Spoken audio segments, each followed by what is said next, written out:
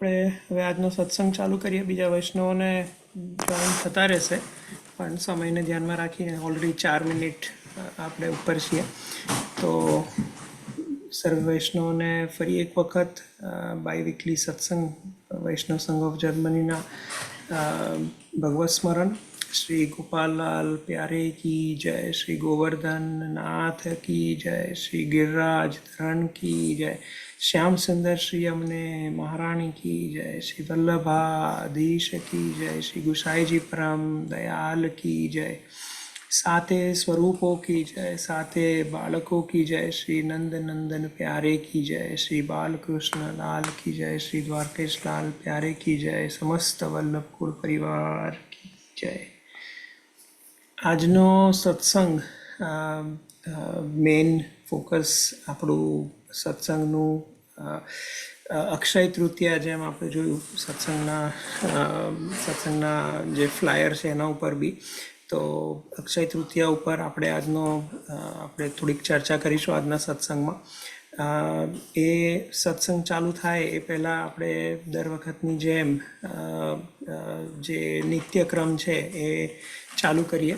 તો નિત્યક્રમમાં સૌથી પહેલાં યાશી મંગલાચરણ લેશે, પછી પંથ યમુનાષ્ટક અને દ્વિજા મધુરાષ્ટકથી બાળ વૈષ્ણવો ચાલુ કરશે. તો યાશીને વિનંતી કે મંગલાચરણથી ચાલુ કરે આજનો સત્સંગ નિત્યક્રમ. જય શ્રી કૃષ્ણ.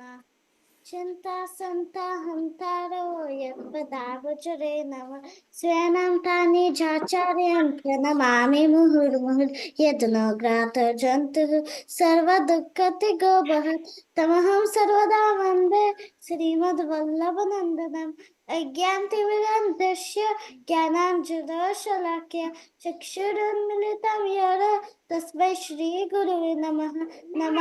नमामि हृदयशेषे लीलाशदाब्दिशयनं लक्ष्मीसहस्रलीलाभिः सेव्यमानं कलानिधिं चतुर्विश्व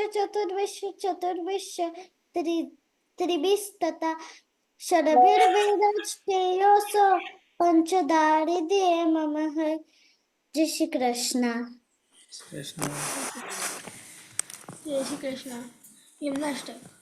नमामि यमुनामहं सकलसिद्धिहेतुमुदा मुरारिपदपङ्कज स्फुरदमन्दरेणुत्कटं ततस्तनवकानन प्रकटमोदपुष्पाम्बुना सुरासुरसपूजित स्मरपितु श्रियं बिभ्रतिं कलिन्दगिरिमस्तके पततमन्दपूरोज्ज्वला विलासगमनोलसत् प्रकटगन्धशैलोन्नता सघोषगतिधन्तुरा समधिरोरदोलोत्तमा मुकुन्दरतिवर्णिनी जयत पद्मबन्धो सुता भुवं भुवनपावनी मधिगता मनेकस्वनी प्रियाभिरिव सेविता शुकमयूरहंसादिभिः तरङ्गभुजकङ्कना प्रकटमूर्तिका बालुका नितम्ब तत्सुन्दरी नमत कृष्णतूर्यप्रियम् अनन्तगुणभूषिते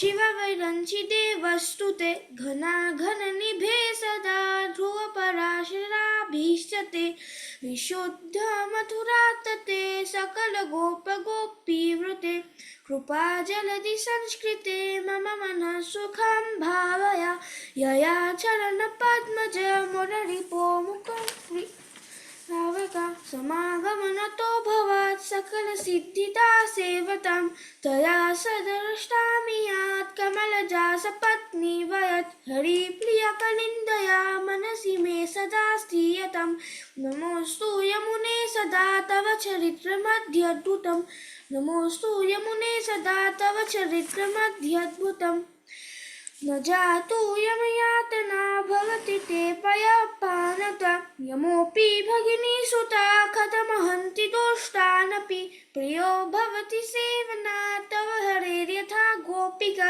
ममस्तु तव सन्निधौ तनुन तत्त्वमेतावता न दुर्लभतमारितिं तमा रतिं मुररिपो मुकुन्द प्रिये अतोऽस्तु तव लालना सुरधुनि परं सङ्गमत्तवैव भुवि कीर्तिता न तु कदापि पुष्टिस्थिते स्तुतिं तव करोति का कमलजा सपत्नी वयत् हरे हरे प्रियकलिन्दया सेवदा भवति सौख्यमा मोक्षता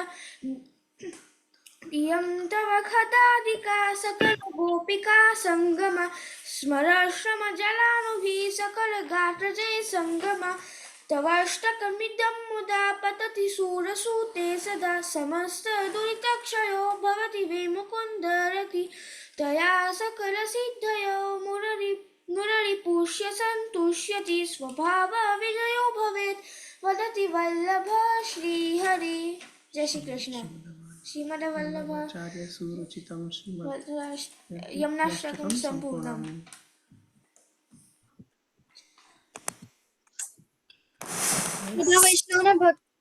બધા વૈષ્ણવને ભગવત સ્મરણ. મધુરાષ્ટક. અધરમ મધુરમ વદનમ મધુરમ નયનમ મધુરમ હસિતમ મધુરમ હૃદયમ મધુરમ ગમનમ મધુરમ મધુરાધિપટેરખિલમ મધુરમ વચનમ મધુરમ ચરિતમ મધુરમ વસનમ મધુરમ વલિતમ મધુરમ ચલિતમ મધુરમ ભ્રમિતમ મધુરમ મધુરાધિપટેરખિલમ મધુરમ વેણુર્મધુરો રેણુર્મધુરા પાનીર્મધુરા પાદૌ મધુરા નિત્યમ મધુરમ સખ્યમ મધુરમ મધુરાધિપટેરખિલમ મધુરમ ગીતમ મધુરમ પીતમ મધુરમ ભુક્તમ મધુરમ સુપ્તમ મધુરમ રૂપમ મધુરમ તિલકમ મધુરમ મધુરાધિપટેરખિલમ મધુરમ કરણમ મધુરમ તરણમ મધુરમ હરણમ મધુરમ રમણમ મધુરમ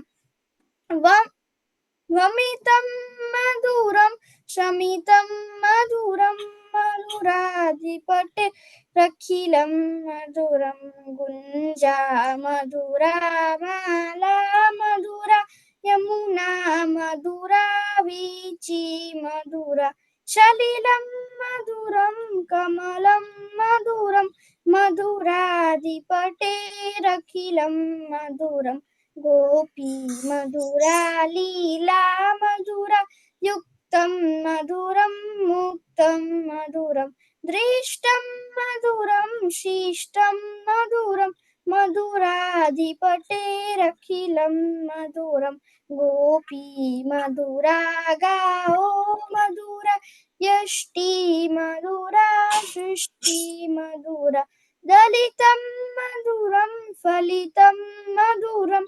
મધુરાધિપટેરખિલમ મધુરમ. इति श्रीमद्वल्लभाचार्य विरचितं मधुराष्टकं સંપૂર્ણ. ખૂબ સુંદર. અને દર વખતની જેમ આપણા બાલ વૈષ્ણવ સુંદર રીતે સત્સંગને નિત્યક્રમથી ચાલુ કરે છે. સુંદર દર્શન આપ જોઈ શકો છો થઈ રહ્યા છે ઉષ્ણકાળના. તો ઉષ્ણકાળમાં બેઝિકલી જે ઠાકોરજીના વાઘા અને જે વસ્ત્રો અને જે શૃંગાર હોય એ થોડા ચંદનનું સ્વરૂપ એટલે ચંદન ધર્યા હોય, ચંદનનું સ્વરૂપ એટલે જે કે બેઝિકલી ચંદનનું ભાવ હોય છે. અને એટલે જ આપણે જોઈ શકીએ છીએ કે એ ભાવથી આપણે વસ્ત્રો અને શૃંગાર ઠાકોરજીના થઈ રહ્યા છે. એઝ મેં જણાવ્યું એ રીતે કે આજનો સત્સંગ આપણે જો આજના સત્સંગની રૂપરેખા જોઈએ તો આજના સત્સંગની રૂપરેખામાં આપણે અક્ષય તૃતીયા વિશે થોડુંક જાણીશું કે અક્ષય તૃતીયાનું મહત્ત્વ શું છે. એના ઉપર અહીંયા અમુક વૈષ્ણવો આપણને કીર્તનનું બી લાવો લઈશું આપણે અક્ષય તૃતીયાના. પછી જે નિત્યક્રમ આપણે ચાલુ કર્યા છે, નિત્યક્રમમાં જે એક સિરીઝ જે આપણે ચાલુ કરી છે 41 પદ, યમુનાજીના 41 પદનું આપણે દર સત્સંગમાં 2 કે 3 પદ લઈને એનો ભાવાર્થ સમજીએ છીએ. શ્રીમદ ભાગવત ના પુસ્તકનું વાંચન કરીએ છીએ, એમાંથી થોડુંક સમજીએ છીએ, અને પછી ષોડશ ગ્રંથ, વૈષ્ણવ વાર્તા 252 વૈષ્ણવ વાર્તા, 84 વૈષ્ણવ વાર્તા, અને પછી જે શ્રીનું વચનામૃત, જે ષોડશ ગ્રંથ ઉપર એમનું વચનામૃત અને જે સપ્તાહ થઈ ગઈ રિસન્ટલી, એના ઉપર એનું આપણે કન્ટિન્યુઅસ શ્રવણ કરીએ છીએ. તો આજે આપણે ચાલુ કરીએ અક્ષય તૃતીયાના જ ટોપિક ઉપરથી. તો હું 2 મિનિટ લઈશ અને પછી મંગલભાઈને વિનંતી કરીશ કે અક્ષય તૃતીયાના કીર્તન અને બીજું કંઈક એક એક્સ્ટ્રા જે બી આપણને જાણકારી મળી શકે આપણે જાણીએ. તો અક્ષય તૃતીયા થોડુંક બેઝ આઈ સેડ 2 મિનિટ હું કહીશ કે એનું મહત્ત્વ શું છે. વૈશાખ સુદ ત્રીજ બેઝિકલી અક્ષય તૃતીયા તરીકે ઓળખાય છે. 2 દિવસ પહેલાં જ અક્ષય તૃતીયા નો ઉત્સવ મનાવાયો. પુષ્ટિ માર્ગમાં એનું ખાસું એવું મહત્ત્વ છે. આપણે બધા જનરલી આપણને ખ્યાલ છે કે અક્ષય તૃતીયાના દિવસે આપણે સોનું પરચેઝ કરીએ, પણ એ ફક્ત એક one side of the story છે. કેમ કરીએ, એનાથી શું થાય, શું લાભ થાય, એ બધું ખાસું ડીપમાં આપણે જતા નથી. પણ અક્ષય તૃતીયાના દિવસે પુષ્ટિ માર્ગની રીતે જોવા જઈએ અને પછી ત્યાર પછી અમુક એના ભાવાર્થ જોવા જઈએ તો અક્ષય તૃતીયાના દિવસે આપણા વાલા શ્રી મહાપ્રભુજી વલ્લભાચાર્યજીએ ગિરિરાજજી ઉપર શ્રીજી બાવાનું મંદિર સિદ્ધ કરાવી એમાં શ્રીજી બાવાને પધરાવી સેવાક્રમ શરૂ કર્યો હતો. અક્ષય તૃતીયાના શુભ દિવસે ભગવાન શ્રી કૃષ્ણે એક મુઠ્ઠી તાંદૂળના બદલામાં સુદામાને અખૂટ વૈભવ બક્ષેલો. અને આ એક રીઝન છે કે કેમ આપણે કંઈક સારું કામ આ દિવસે કરીએ. આજના દિવસે કરેલ કોઈ પણ કાર્ય અક્ષય રહે છે. તેથી આજે હોમ, તપ, જપ, દાન, પિતૃતર્પણ વગેરે કરવું જોઈએ. અક્ષય તૃતીયાના દિવસે શ્રી વેદવ્યાસજીએ ગણેશજીની સહાયથી મહાભારત લખવાનું આરંભ કર્યું હતું. અક્ષય તૃતીયાના દિવસે ગંગાજી ભૂતળ ઉપર પધાર્યા હતા. અક્ષય તૃતીયાના દિવસે ત્રેતાયુગનો આરંભ થયો હતો. અક્ષય તૃતીયાના દિવસે સૂર્યદેવે અક્ષય પાત્ર પાંડવોને વનવાસ દરમિયાન આપેલ જે અખૂટ ભોજનથી જે આપ્યું હતું એમાં અખૂટ ભોજન હંમેશા ભરપૂર રહેતું. તો અક્ષય તૃતીયાના દિવસે અક્ષય પાત્ર મળ્યું હતું પાંડવોને વનવાસ દરમિયાન. અક્ષય તૃતીયાના દિવસે માં લક્ષ્મીજીએ કુબેરજીને સ્વર્ગના ખજાનાથી અખૂટ સંપત્તિ બક્ષી હતી. અક્ષય તૃતીયાના દિવસે ભગવાન પરશુરામનો જન્મ ભૃગુ ઋષિના કુળમાં થયો હોય તેઓ ભાર્ગવ અને જમદગ્નિ ઋષિને ત્યાં થયો હોય તેનો જામદગ્ન તરીકે ઓળખાતા. અક્ષય તૃતીયાના દિવસે એક જ વાર વૃંદાવનમાં શ્રી બાકે બિહારીજીના શ્રી ચરણોના દર્શન થાય છે. બાકે બિહારીજીનું મંદિર આપ સૌએ જોયું હશે. તો વૃંદાવનમાં એ મંદિરમાં શ્રીજીના ચરણોના દર્શન ફક્ત અક્ષય તૃતીયાના દિવસે થાય છે.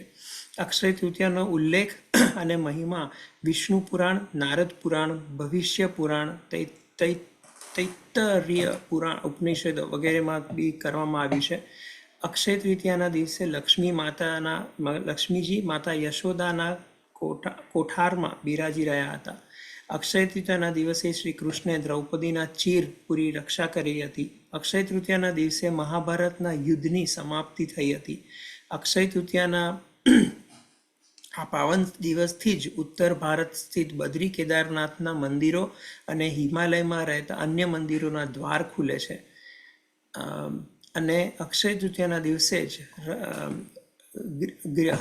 હયગ્રીવ અવતાર, નરનારાયણ પ્રગટીકરણ તેમજ માં અન્નપૂર્ણાનો જન્મ થયો હતો.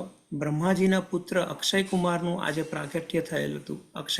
અક્ષય તૃતીયાના દિવસે જગન્નાથપુરીમાં ભગવાનના રથનું નિર્માણ કાર્ય આજથી શરૂ થાય છે. એટલે આ બધો મહિમા છે અક્ષય તૃતીયાનો. અને આગળ વિનંતી કરીશ મંગલભાઈને કે એ અક્ષય તૃતીયા ઉપર હજુ વધારે બે શબ્દ કહી અને કીર્તન આપણને સંભળાવે. જય શ્રી કૃષ્ણ બધાને, ભગવત સ્મરણ. અક્ષય તૃતીયાનું જેમ જસ્મીનભાઈએ કહ્યું એમ કે ઘણું મહત્વ છે આપણે પુષ્ટિ માર્ગમાં પણ, ખાસ કરીને આ દિવસે ઠાકોરજીની રીતે આપણે પુષ્ટિ માર્ગની રીતે વિચારીએ તો ઠાકોરજીને આજથી ચંદન ધરાવવાનું ને ઉષ્ણકાલ શરૂ થાય છે, ઓફિશિયલી ઉષ્ણકાલ. આપણે બધા જે એમ કહીએ છીએ કે સેવા રીતિ પ્રીતિ વ્રજજન કી, એટલે વ્રજજનોની રીતે જોઈએ તો આજથી એટલે કે અક્ષય તૃતીયાથી ઉષ્ણકાલ શરૂ થાય છે અને આજથી ચંદન ધરવામાં આવે છે ઠાકોરજીને, અને એટલે બધા ચંદનના કીર્તન પણ આવે છે.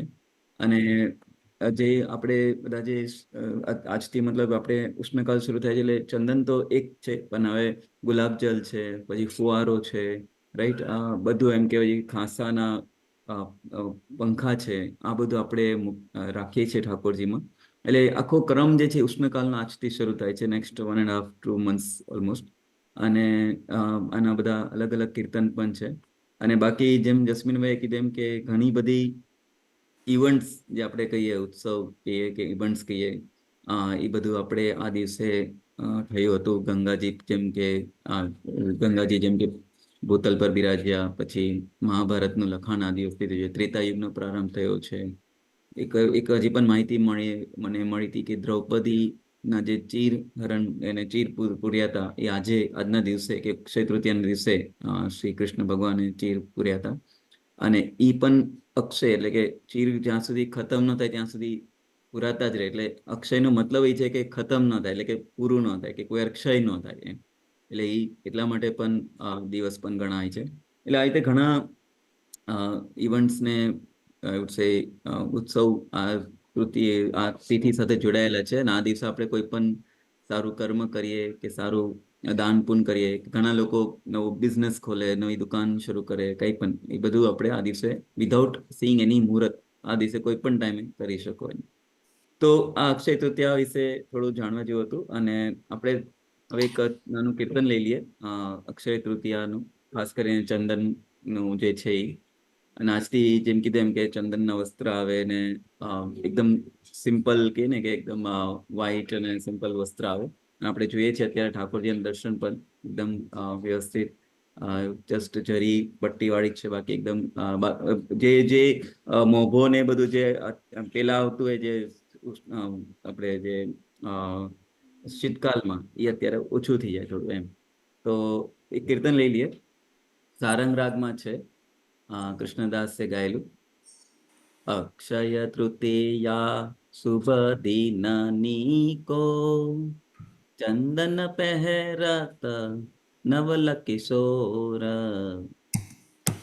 ઉજ્જવલ વસન વિનાશો રાજત, પેટા કે ની કે છટ છોર.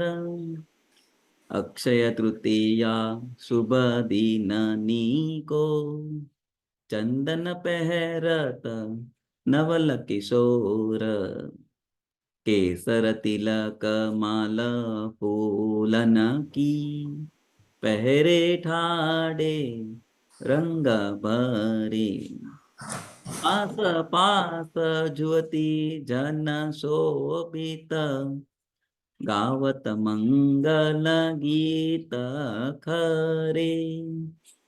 અક્ષય તૃતીયા શુભ દિન નીકો, ચંદન પહેરત નવલ કિશોર, મુસ્કત હૈ થોરે થોરે સે, બોલત રસાલ લકીરી, અતિ અનુરાગ ભરે મોહન કો, કૃષ્ણ દાસ તહ દેત હૈ બીરી. અક્ષય તૃતીયા શુભ દિન નીકો, ચંદન પહેરત નવલ કિશોર. તો જેમ તમે આ કીર્તનમાં સાંભળ્યું એમ કે આજથી ચંદન પહેરત નવલ કિશોર, એટલે કે ચંદન ધરાવાય છે ઠાકોરજીને. અને કેસરી તિલક, કેસરી માલા આખું કીર્તનનું ભાવ છે. એટલે ખૂબ સુંદર છે. તો આ સાથે હું હવે જસ્મીનભાઈને કહીશ આગળનો ક્રમ લઈ. જય શ્રી કૃષ્ણ. ખૂબ ખૂબ સુંદર. અને જે રીતે કીર્તનમાં સમજાવ્યું એ જ રીતે આપણે ઠાકોરજીના દર્શન બી થઈ જ રહ્યા છે કેસરી ઘટામાં અને ચંદનના ભાવથી.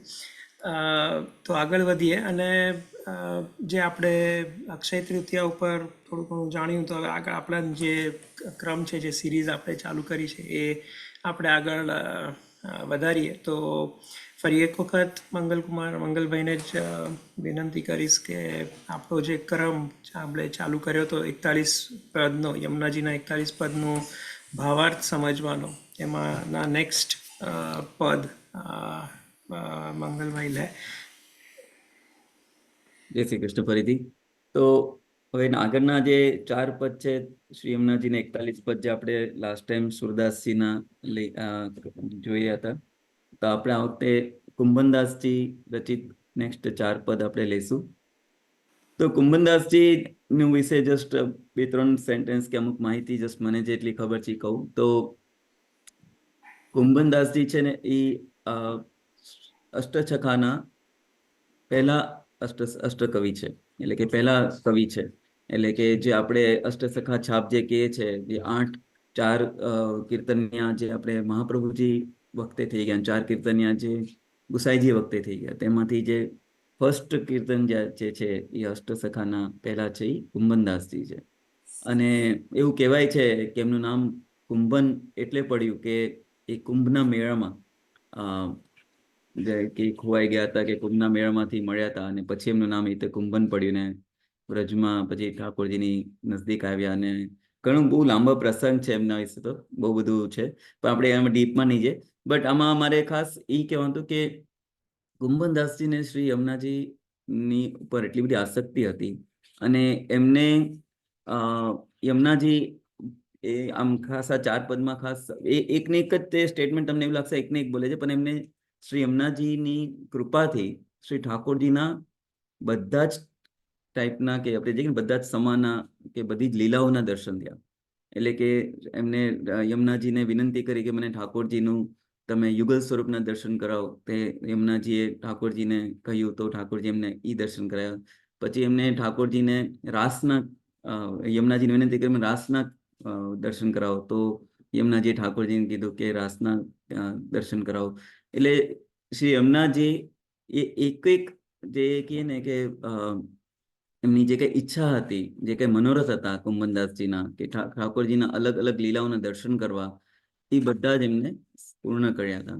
એટલે આમાં ઘણી વાર આપણે બધા જે લૌકિક જીવો આપણે બધા જે છીએ, આપણે એ રીતે માનીએ કે આપણે યમુનાજી પાસે લૌકિક કંઈક માંગી લઈએ, પ્રમોશન માંગી લઈએ, જોબમાં કંઈક પ્રગતિ માંગી લઈએ, કે બિઝનેસમાં પ્રગતિ માંગી લઈએ, રાઈટ. બટ આમાં કુંભનદાસજીના બધા અષ્ટસખાઓ એકદા અલૌકિક જીવો છે ને, લૌકિક માંગવાનું એ લોકોના ધ્યાનમાં હોય હંમેશા, અલૌકિક મનોરથ હોય છે.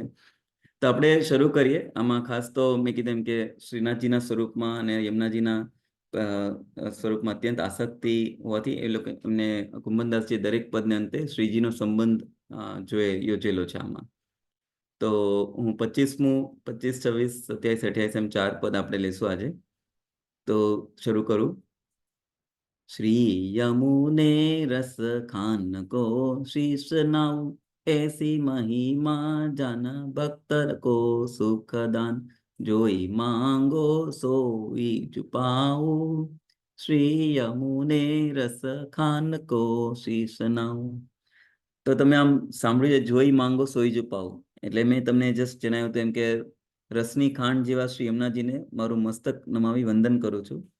આપ ભક્તોને સુખ આપનારો છે. હું જે કઈ અલૌકિક મનોરથ કરું છું તે આપ સિદ્ધ કરી આપે છે, એવો આપનો મહિમા છે. એટલે ખાસ મેં કીધું એમ કે કુંભનદાસજીના જે કઈ અલૌકિક મનોરથ હતા એ બધા શ્રી યમુનાજીએ પૂર્ણ કર્યા છે. એની માટે ખાસ એમને બધા પદ રચ્યા છે.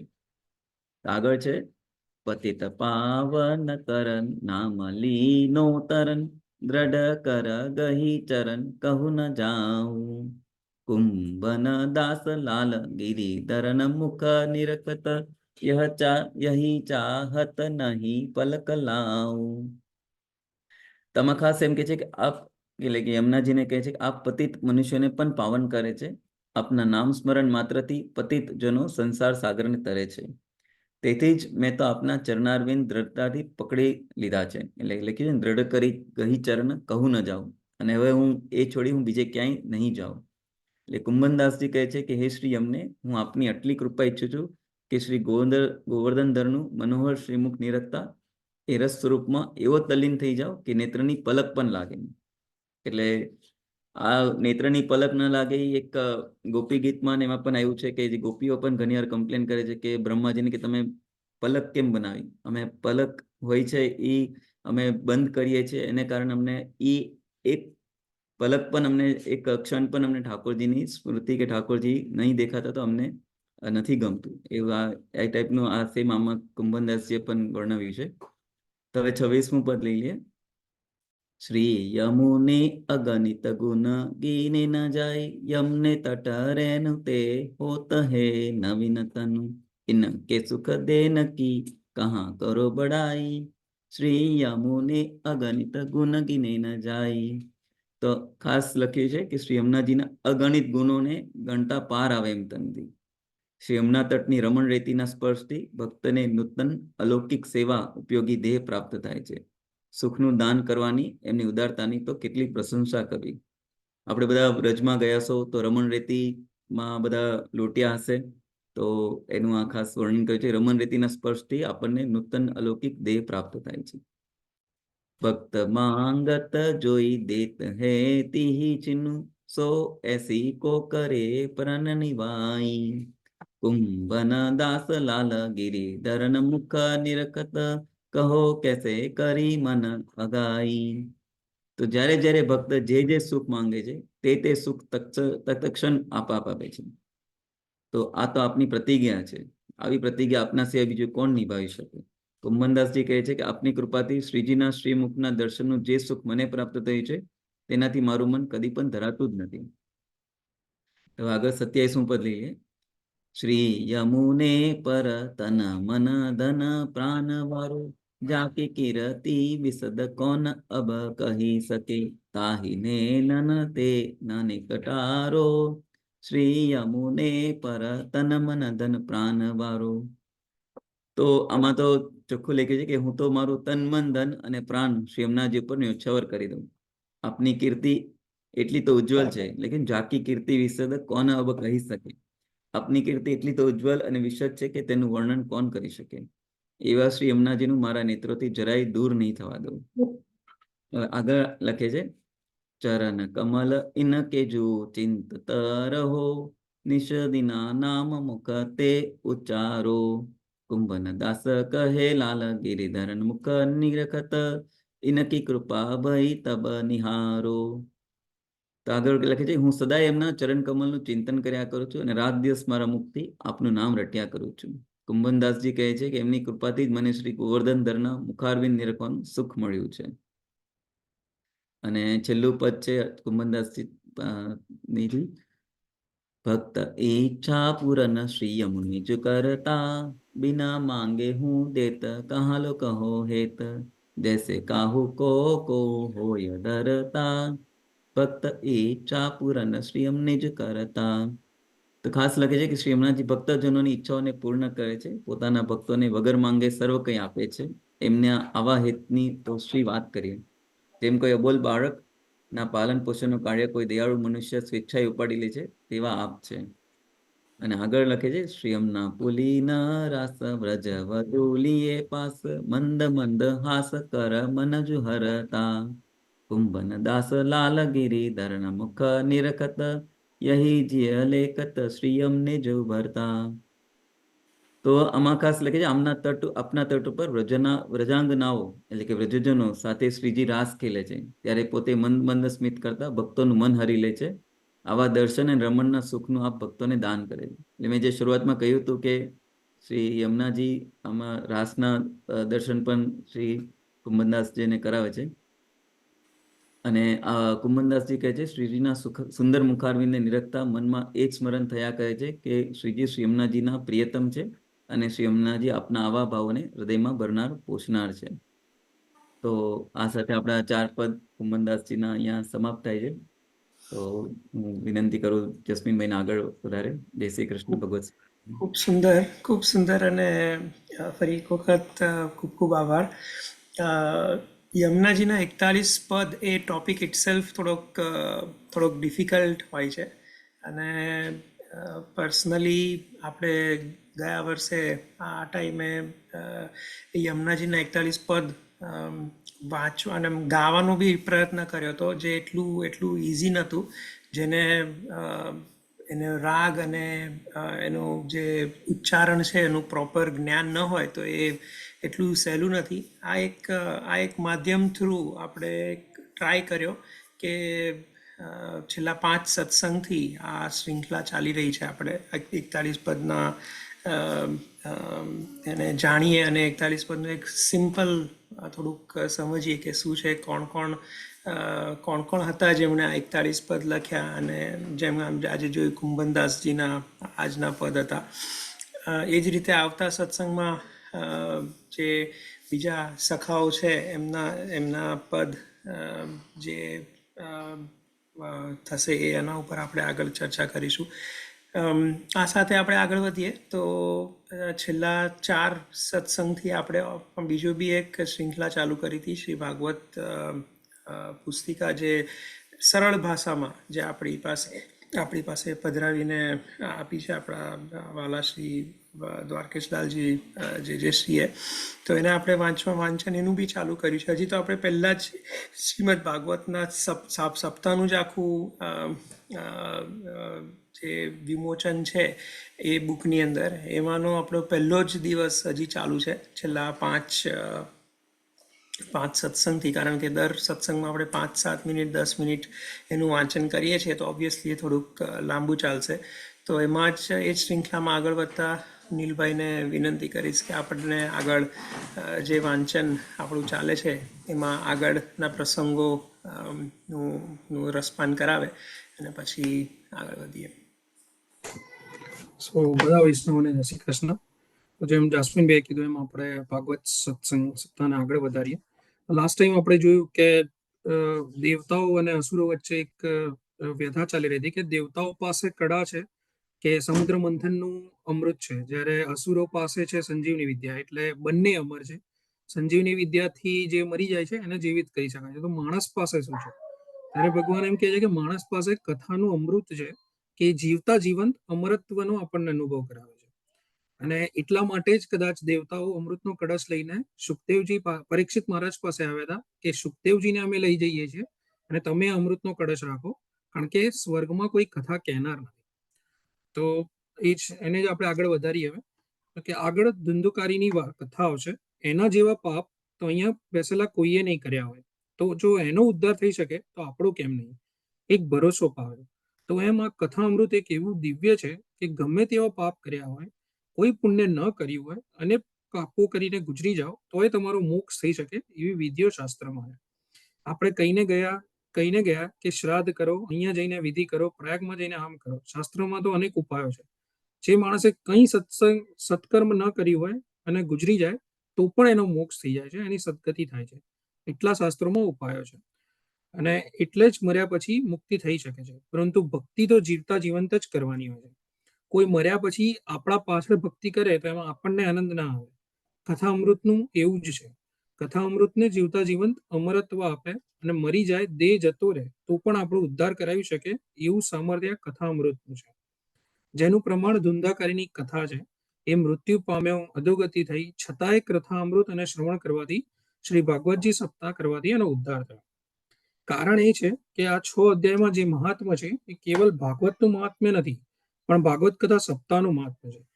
કહ્યું છે કે આ સપ્તાહ, આ કથા કરવાથી શું થાય, એના મહાત્મ્યનું વર્ણન આ 6 અધ્યાયોમાં છે. પરીક્ષિત મહારાજે ના પાડી કે મારે સ્વર્ગનું અમૃત ના જોઈએ, કારણ કે સ્વર્ગના અમૃતથી તો દીર્ઘ જીવન મળે, પણ કથા અમૃતથી તો દિવ્ય જીવન મળે. મારે લાંબુ નથી જીવવું, પણ મારે દિવ્ય જીવન જીવવું છે. ભલે હું થોડી ક્ષણો માટે જીવ્યો હોઉં, પણ એ સુગંધ ફેલાઈને જવું તો એ મને ગમશે. વર્ષોથી પડેલો પથ્થર રસ્તામાં રોજ આવતો હોય, આપણને એને જોઈને આનંદ નથી થતો, પણ જો બાજુમાં કદાચ એક ફૂલ ઉગ્યું ને, તો ભલે પણ એક દિવસ માટે ઉગ્યું છે, પણ એ જોઈને આપણને આનંદ થાય છે કે આજે એક ફૂલ ઉગ્યું. તો મારે આવું દિવ્ય જીવન જોઈએ છે. અભક્ત જાણ્યા એટલે સ્વર્ગના રહેલા દેવતાઓને કથા અમૃત ન મળ્યું. જો દેવતાઓ પંડાલમાં આવીને બેસી ગયા હોત, એટલે જ્યારે જે સુખદેવજી પરીક્ષિત મહારાજને કથા કહી રહ્યા હતા એ ત્યાં આવીને બેસી ગયા હોત તો કદાચ એમને અમૃત મળી શક્યું હોત. પણ દેવતાઓની પહેલેથી જ વૃત્તિ એવી છે કે અમને મળે તો બીજાને ના મળવું જોઈએ. એ દેવતા વૃત્તિ છે ને એટલા માટે જ એમને એ કથા ના મળી.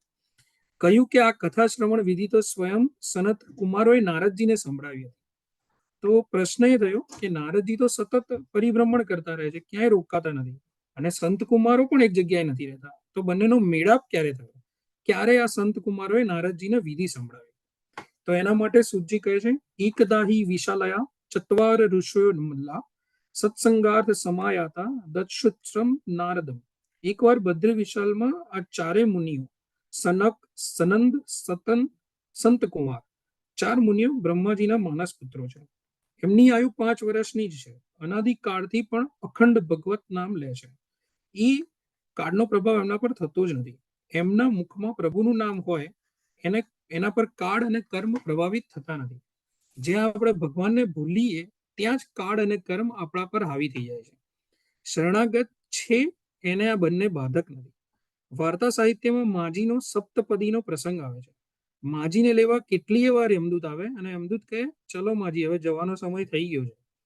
અરે હમણાં તો જે જન્માષ્ટમી છે, હમણાં કોણ આવે? પહેલા સેવા કરી લેવા દે, પછી આવીશ. યમદૂત પાછો જાય અને પાછો આવે. ચાલો ચાલો હવે તો, અરે હવે તો રાધા અષ્ટમી આવી ગઈ, આ સેવા કરીને કોણ જાય? એમ કરીને 7 વાર એમણે યમદૂતને પાછો ફેરવ્યો અને પછી કાળના માથે પગ મૂકીને માજી ગયા. જેને કાળ કર્મ ન બાંધે રે, યમ તે શીર ધનુષ ન સાધે રે, એવો માર્ગ શ્રી વલ્લભ વર્ણો, જ્યાં નહીં પ્રવેશ વિધિ સરનો. એવી આ પરમાત્માની ગાથા છે જે ભગવાનના શરણે રહે અને કાળ અને કર્મ બાધા કરતા નથી. કર્મમાંથી મુક્ત થવા માટે પણ બને તો ભગવાનની શરણાગતિ લો. કર્મના બંધનો પણ ભગવાન ખોલી દે છે. ભલે લોકો એમ કહેતા હોય કે કર્મ તો ભોગવવા જ પડે ને એને કોઈ ફેરવી ના શકે, પણ જો શાસ્ત્રનું અધ્યયન કરો તો આને સંપૂર્ણ સાચી વાત ન કહી શકાય. કર્મ બંધનમાંથી પણ છૂટી શકાય છે. ભગવાન ગીતામાં જ કહે છે કે તું મારા એકની શરણમાં આવ અને હું તને તારા કર્મ બંધનોમાંથી છોડાવીશ. જો શરણાગત થાવ તો ભગવાન છોડાવે. એટલે જ પુષ્ટિ માર્ગમાં આપણે બ્રહ્મ સંબંધની વિધિ પહેલા કરવામાં આવી છે. બ્રહ્મ સંબંધ શું છે?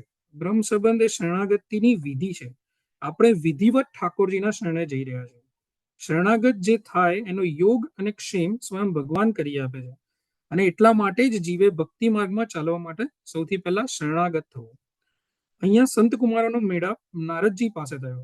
એમ જ્યારે પૂછ્યું ત્યારે નારદજી તો પરિભ્રમણશીલ છે, સંત કુમાર તમને મળ્યા ક્યાંથી?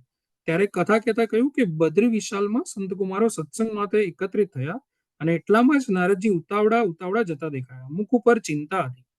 સંત કુમારે પૂછ્યું કે અરે નારદ, ભક્તો તો ચિંતનમાં હોય, એમના મુખમાં ચિંતા કેમ?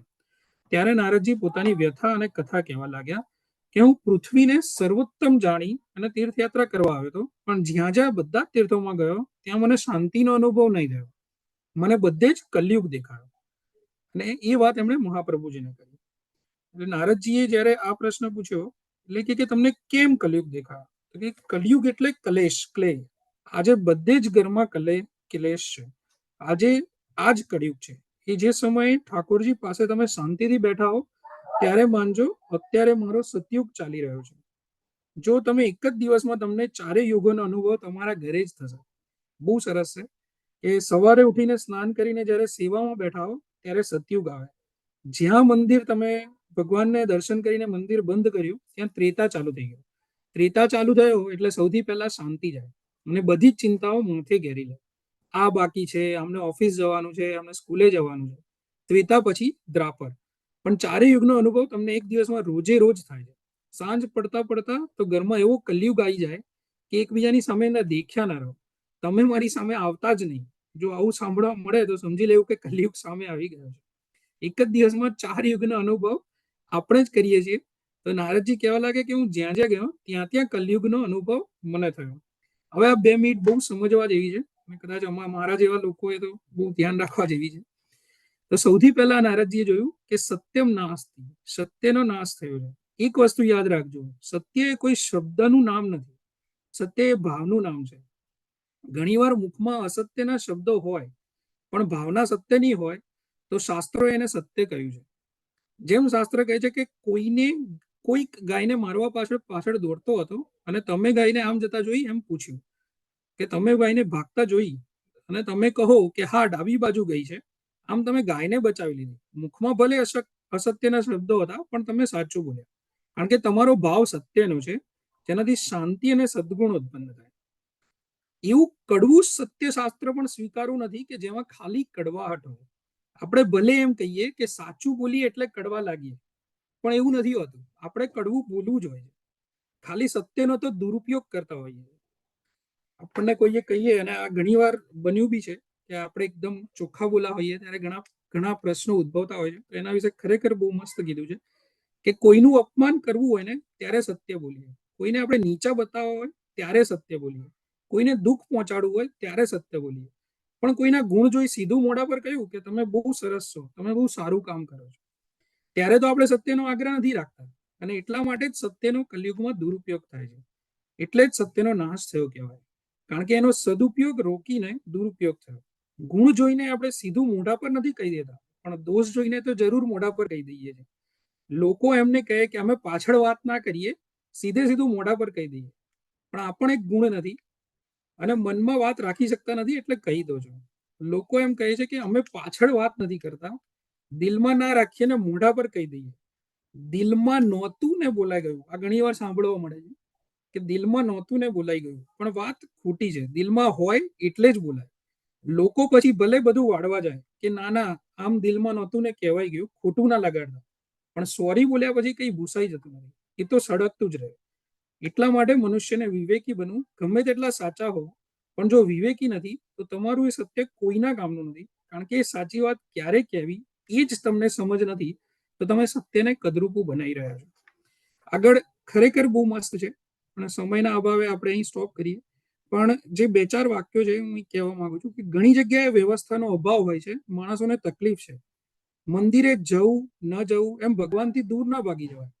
ઘણી જગ્યાઓ એવી છે, ખાલી મંદિર જ નહીં, જ્યારે તમે કોર્ટમાં જાઓ, પોલીસ સ્ટેશનમાં જાઓ, શિક્ષક વર્ગમાં જાઓ, તબીબી ક્ષેત્રમાં જાઓ, ઘણી જગ્યાએ અવ્યવસ્થાઓ દેખાય જ છે, પણ એનાથી દૂર નથી થઈ જતા. એનાથી વ્યવસ્થા ના ચાલે. કોઈ ડોક્ટરે કેસ ફેલ કર્યો, એના કારણે એમ ના કહેવાય કે હવે તો હું મેડિકલમાં ઈલાજ કરાવવા જ નહીં જાઉં. નુકસાન કોનું છે? નુકસાન આપણું જ છે. એટલે ધર્મ ક્ષેત્રે, આધ્યાત્મિક ક્ષેત્રે જ્યાં પણ કોઈ કડવો અનુભવ થાય તો એનાથી ભગવાનથી દૂર થઈને જશો તો એમાં તમારું જ નુકસાન છે. અને આની સાથે જાસ્મીનભાઈ હું અહીં સ્ટોપ કરવા માંગીશ, પણ આગળ ખરેખર બહુ મસ્ત પ્રસંગ અને બહુ મસ્ત સત્સંગ છે, આપણે જે નેક્સ્ટ ટાઈમ લઈશું. સાચી વાત છે. અને જો શાંતિથી અને બહુ ધ્યાનથી સાંભળીએ તો બહુ શીખવા જેવું છે. જનરલી આપણે આ સાંભળીને ભૂલી જતા હોઈએ છીએ. તો એટલા માટે એ બી એક જોઈએ કે કઈ રીતે આપણે એને વારે એને ખરેખર લાગુ રાખીએ, અમે આપણા જીવનમાં એને ઉતારવાનો ટ્રાય કરીએ. આપણો આ સત્સંગ થ્રુ આપણો એક ઉદ્દેશ એ બી હોય છે કે આપણા બાળકોને આપણે સારી શિક્ષા આપી શકીએ. તો બહુ સરસ. આજ સાથે આપણે આગળ વધીએ આપણા સત્સંગના નેક્સ્ટ ટોપિક ઉપર, 252 વૈષ્ણવીની વાર્તા, જે ખાસા એવા ટાઈમથી આપણે આ સમયના અભાવે લઈ નતા શકી રહ્યા. તો આજે ટ્રાય કર્યો કે એટલીસ્ટ જે નેક્સ્ટ 252 વૈષ્ણવની વાર્તા છે એના થકી આપણે કંઈક સમજીએ.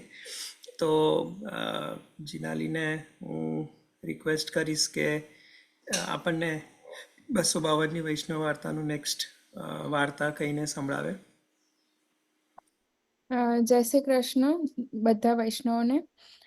ભગવત સ્મરણ બહુ ટાઈમથી નથી કરી, એટલે છેલ્લે જે વાર્તા થઈ હતી એ 63મી વાર્તા હતી, અને હવે હું આજે લઈશ એ વાર્તા 64મી છે. હરિદાસ ખવાસ સનોડિયાની વાર્તા. એ હરિદાસ શ્રી ગુસાઈજીની ખવાસી કરતા હતા. હરિદાસને શ્રી ગુસાઈજીએ 2 વાતની શિક્ષા દીધી. એક તો અમારા દ્રવ્યને સ્પર્શ કરવાથી બુદ્ધિ ભ્રષ્ટ થઈ જશે, અને પર સ્ત્રી સાથે એકાંતમાં બેસવાથી ચિત્ત ચલાયમાન થઈ જાય છે, અને તેથી ભગવદાવેશ હૃદયમાં નથી આવતો. હરિદાસે જન્મ પર્યત શ્રી ગુસાઈજીની આજ્ઞા પાડી. એક દિવસ હરિદાસે શ્રી ગુસાઈજીને વિનંતી કરી કે મારે શ્રીમદ ભાગવત સાંભળવાની ઈચ્છા છે. ત્યારે શ્રી ગુસાઈજીએ આજ્ઞા કરી કે તમે ઉજ્જૈન જાઓ અને કૃષ્ણ ભટ્ટજી આગળ શ્રીમદ ભાગવત સાંભળી આવો. હરિદાસ ઉજ્જૈન ગયા અને કૃષ્ણ ભટ્ટજીને કહ્યું કે મને શ્રીમદ ભાગવત સંભળાવો. ત્યારે કૃષ્ણ ભટ્ટજીએ વેણુ ગીતનો પ્રસંગ કહ્યો. આ શ્લોકની સુબોધિનીનો પ્રસંગ, જેમાં 3 પ્રકારની સુધાનું વર્ણન કર્યું છે. એક તો સર્વા ભોગ્યા સુધા, બીજી દેવ ભોગ્યા સુધા અને ત્રીજી ભગવદ ભોગ્ય સુધા. આનું સ્વરૂપ શ્રી ઠાકોરજીએ વેણુમાં વર્ણન કરીને વ્રત ભક્તને પોતાના સ્વરૂપનો બોધ કરાવ્યો અને વર્ણન કરવાનું સામર્થ્ય દીધું. આ પ્રસંગ હરિદાસ સાંભળીને મૂર્છાગત થઈ ગયા. એક પહોર પછી ચેતન થયા. હરિદાસે કૃષ્ણ ભટ્ટને કહ્યું કે શ્રીમદ ભાગવતનો પ્રસંગ બીજો સંભળાવો. કૃષ્ણ ભટ્ટે કહ્યું કે મને અવકાશ નથી. કૃષ્ણ ભટ્ટજી મનમાં ડર્યા કે આની 10મી અવસ્થા થઈ જશે તો શ્રી ગુસાઈજી ખીજાશે. એથી કૃષ્ણ ભટ્ટે હરિદાસને કહ્યું કે તમે જાઓ શ્રી ગુસાઈજીની સેવા કરો. એટલે હરિદાસજી આવી શ્રી ગુસાઈજીની ખવાસી કરવા લાગ્યા. પ્રસંગ બીજો. એક દિવસ હરિદાસજીએ એક સાચોરાના ઘરનું વંતાકનું શાક લીધું હતું. તેથી હરિદાસના મનમાં એમ આવ્યું કે હું ઘણા વર્ષ થયા શ્રી ગુસાઈજીની સેવા કરું છું અને કંઈ પણ પગાર લેતો નથી. તેથી શ્રી ગુસાઈજીનું કેટલુંક દ્રવ્ય લઈ ચાલ્યો જાઉં તો ઠીક. શ્રી ગુસાઈજીની વહુજીનું 1000 રૂપિયાનું આભૂષણ લઈ ત્યાંથી ચાલી નીકળ્યા. હરિદાસજી વૃંદાવન થઈને આગળ ચાલ્યા. ત્યાં એક તળાવ હતું. ત્યાં સાધુની જગ્યા હતી. ત્યાં સામાન મૂકીને હરિદાસજી ખર્ચું ગયા અને તળાવ પર નહાયા. એવામાં પવન આવ્યો અને વ્રજરજ ઉડી હરિદાસના મોઢામાં પડી. તેથી હરિદાસજીની બુદ્ધિ શુદ્ધ થઈ ગઈ. પેટમાંથી ઘણો આસુરાવાસ નીકળી ગયો. હરિદાસજીને એવો પશ્ચાતાપ થયો કે મેં આ શું કામ કર્યું. હરિદાસ ગાંસડી લઈને શ્રી ગોકુળ પાછા ફર્યા. આવીને શ્રી ગુસાઈજીને આભૂષણ દીધું અને વિનંતી કરી કે મારી બુદ્ધિ આમ કેમ થઈ ગઈ. શ્રી ગુસાઈજીએ આજ્ઞા કરી કે અમારા સેવક તથા અમારી જ્ઞાતિના ભટ્ટ તથા અમારા જળધરિયા, પ્રચારક, રસોઈયા તથા મુખિયાને ઘેર અમારું વિના પ્રસાદી દ્રવ્ય જાય છે. તેમના ઘરનું જે કોઈ વૈષ્ણવ ખાય તેની બુદ્ધિ એવી થઈ જાય છે જેવી તમારી થઈ ગઈ. હરિગુરુ વૈષ્ણવમાં તેની વિષમ બુદ્ધિ થઈ જાય છે. જ્યાં સુધી તમારા પેટમાં તે સાચોરાનું શાક રહ્યું ત્યાં સુધી તમારી બુદ્ધિ બગડી રહી છે. જ્યારે ભગવદ ઈચ્છાથી તમારા મુખમાં વ્રજરજ પડી અને તમને ઉલટી થઈ ત્યારે તે અંશ નીકળી ગયો અને તમારી બુદ્ધિ નિર્મળ થઈ ગઈ. આથી વૈષ્ણવને શ્રી ઠાકોરજીના અન્નપ્રસાદીના દ્રવ્યનો એવો ડર રાખવો જોઈએ. એ હરિદાસ શ્રી ગુસાઈજીના એવા કૃપાપાત્ર હતા. વાર્તા 65મી. પ્રેમનિધિ મિશ્રની વાર્તા. પ્રેમનિધિ મિશ્ર આગ્રામાં શ્રી ગુસાઈજીના સેવક થયા અને શ્રી ઠાકોરજી પધરાવી સેવા કરવા લાગ્યા. પ્રેમનિધિ મિશ્ર ઘણું કરી અપરસમાં રહેતા. યવનની વસ્તી જાણીને બહાર નીકળતા નહીં. એમનો એવો નિયમ હતો કે સવા પહોર રાત રહે ત્યારે ગાગર કંતાનમાં બાંધી રાખતા અને તે લઈને શ્રી યમુનાજી જાય, નહાય અને ગાગર ભરીને લઈને આવે. એક દિવસ ઘણો વરસાદ પડ્યો અને જ્યાં ત્યાં કીચડ થયો. એમને ચિંતા થઈ કે અંધારામાં જ્યાં ત્યાં પગ પડશે અને દિવસે મળે છડકી જશે. આ ચિંતાથી આખી રાત એમને ઊંઘ જ ના આવી. તેની ચિંતા શ્રી ગોવર્ધનનાથજી સહી ન શક્યા. જ્યારે સવા પહોર રાત રહી ત્યારે પ્રેમનિધિ મિશ્ર ઘેરથી શ્રી યમુનાજી જવા બહાર નીકળ્યા તો એક 10 વર્ષનો છોકરો મશાલ લઈને આવે છે. એમને એમ જાણ્યું કે આ કોઈને મૂકીને જાય છે. જ્યાં સુધી તે આ રસ્તે જાય ત્યાં સુધી તેની પાછળ પાછળ જવું. પછી જ્યારે તે જશે ત્યારે શ્રી યમુનાજી પર જઈશ. આમ કરતા તે છોકરો શ્રી યમુનાજી સુધી આવ્યો. પછી અંતર્ધાન થઈ ગયું. ત્યારે તેને આશ્ચર્ય થયું કે આ કોણ હશે, શું હશે. કોઈ ભૂત પ્રેતનું સામર્થ્ય તો નથી કે મારી દ્રષ્ટિમાં આવી શકે. આવો વિચાર કરવા લાગ્યા. પછી નાઈને ગાગર ભરી એ ચાલ્યા ગયા. એટલે છોકરો પણ મશાલ લઈ આવ્યો. તેમને વિચાર કર્યો કે હું આને પૂછું, પરંતુ 5-7 ડગલા ચાલ્યા એટલામાં તો ગાઉ દૂર ઘર હતું તે આવી ગયું. કઈ પૂછી જ ના શક્યા અને છોકરો ચાલ્યો ગયો. પછી તેમને વિચાર આવ્યો કે એક ગાઉ રસ્તો 5 ડગલામાં આવી ગયો એ કાર્ય શ્રીનાથજીનું જ છે. જેથી ઘણો પશ્ચાતાપ થયો અને તે છોકરાના રૂપમાં મન લાગી રહ્યું. નેત્રમાંથી જળ વહેવા લાગ્યા.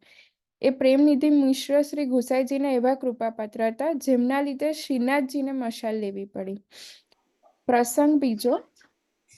પ્રેમનિધિ કથા એવી વાંચતા કે જે કોઈ સાંભળવાને આવતો તેનું મન હરી લેતા અને તેને ભગવત સ્વરૂપનું જ્ઞાન થઈ જતું.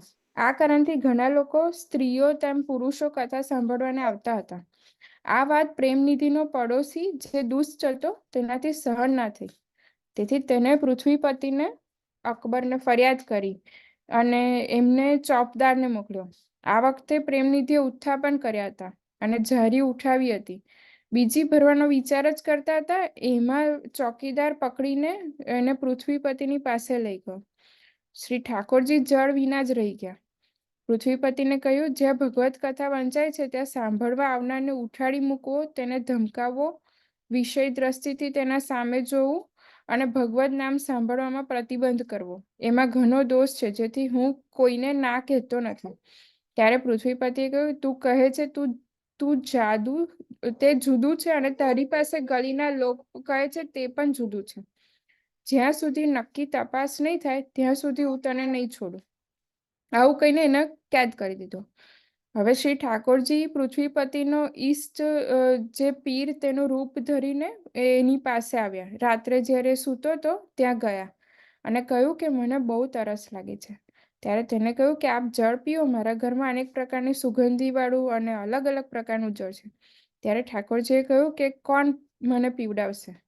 ત્યારે પૃથ્વીપતિ બોલ્યા કે આપ જેને ફરમાવશો તેના પાસે. ત્યારે શ્રી ઠાકોરજીએ તેને લાત મારી અને કહ્યું કે મારી વાત ચિત્ત દઈને સાંભળતો નથી. જેના હાથનું જળ પીઉં છું તેને તો તે કેદ કર્યો છે.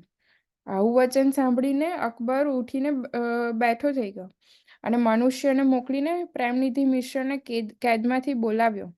તેનો પગ પકડી લીધો અને કહ્યું કે મારો અપરાધ ક્ષમા કરો અને કહ્યું કે સાહેબ બહુ જ તરસ્યા છે, માટે તમે જઈને પહેલા એમને જળ પાવો. બીજાના હાથનું જળ એ પીતા નથી અને એ તમારા પર જ રીઝ્યા છે. તેથી તમે જાઓ અને સાહેબને જલ્દીથી જળ પાવો. હું તમારા પર રાજી છું.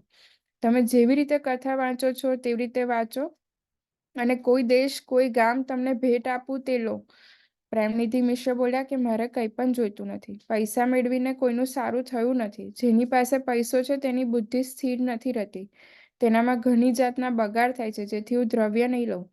પૃથ્વીપતિ બહુ ડર્યો અને કહ્યું કે કંઈક ફરમાવો. ત્યારે તેને કહ્યું, કોઈ દિવસ મને બોલાવીશ નહીં, એટલું હું માંગુ છું.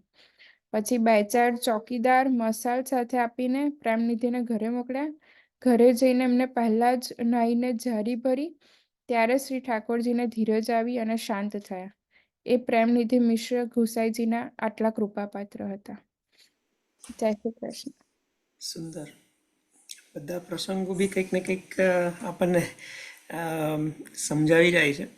તો આ આપણે સત્સંગને આગળ વધારીએ. સમયને જોતા જે નેક્સ્ટ શૃંખલા આપણે ચાલુ કરી છે, ષોડશ ગ્રંથના શ્લોક, જે ષોડશ ગ્રંથ છે એના વિશે સમજવાની. ઓબ્વિયસલી જે શ્રીના વચનામૃતથી આપણે આનો લાભ લઈએ છીએ. તો દર વખતની જેમ આ સત્સંગમાં બી હું ષોડશ ગ્રંથના જે શ્લોક છે એનાથી આ ચાલુ કરીશું અને પછી આપણે જે શ્રીનું વચનામૃત સાંભળીએ. આ વચનામૃત છે સિદ્ધાંત મુક્તાવલી ઉપર. જે સિદ્ધાંત મુક્તાવલીનો પહેલો શ્લોક છે એ ચાલુ કરીશું આજના સત્સંગથી. એ શ્લોક ઉપર આપણે છેલ્લે લાસ્ટ સત્સંગ બંધ કર્યો હતો અને ત્યારથી જ આપણે આગળ ચાલીશું.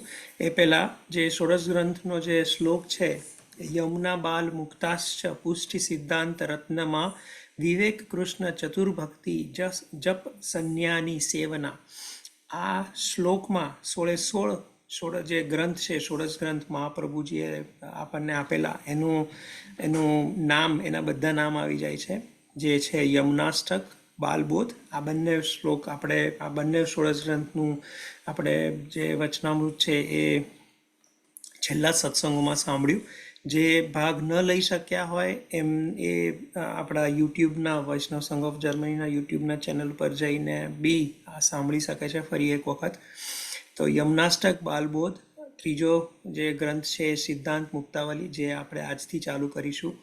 પુષ્ટિ પ્રવાહ, મર્યાદા ભેદ, સિદ્ધાંત રહસ્યમ, નવરત્ન, અંતઃકરણ પ્રબોધ, વિવેક ધૈર્યાશ્રય, કૃષ્ણાશ્રય, ચતુર્શ્લોકી, ભક્તિવર્ધિની, જલભેદ, પંચપદ્યાની, નિરોધ લક્ષણ, સંન્યાસ નિર્ણય અને સેવાફલ, આ 16 ગ્રંથ આપનું આપણે દર સત્સંગમાં એક પછી એક આપણે સાંભળવાનું ચાલુ કરીશું. તો હું હવે ત્રીજો ગ્રંથ જે છે આપણે જે સાંભળીશું એનો હું શેર કરું છું.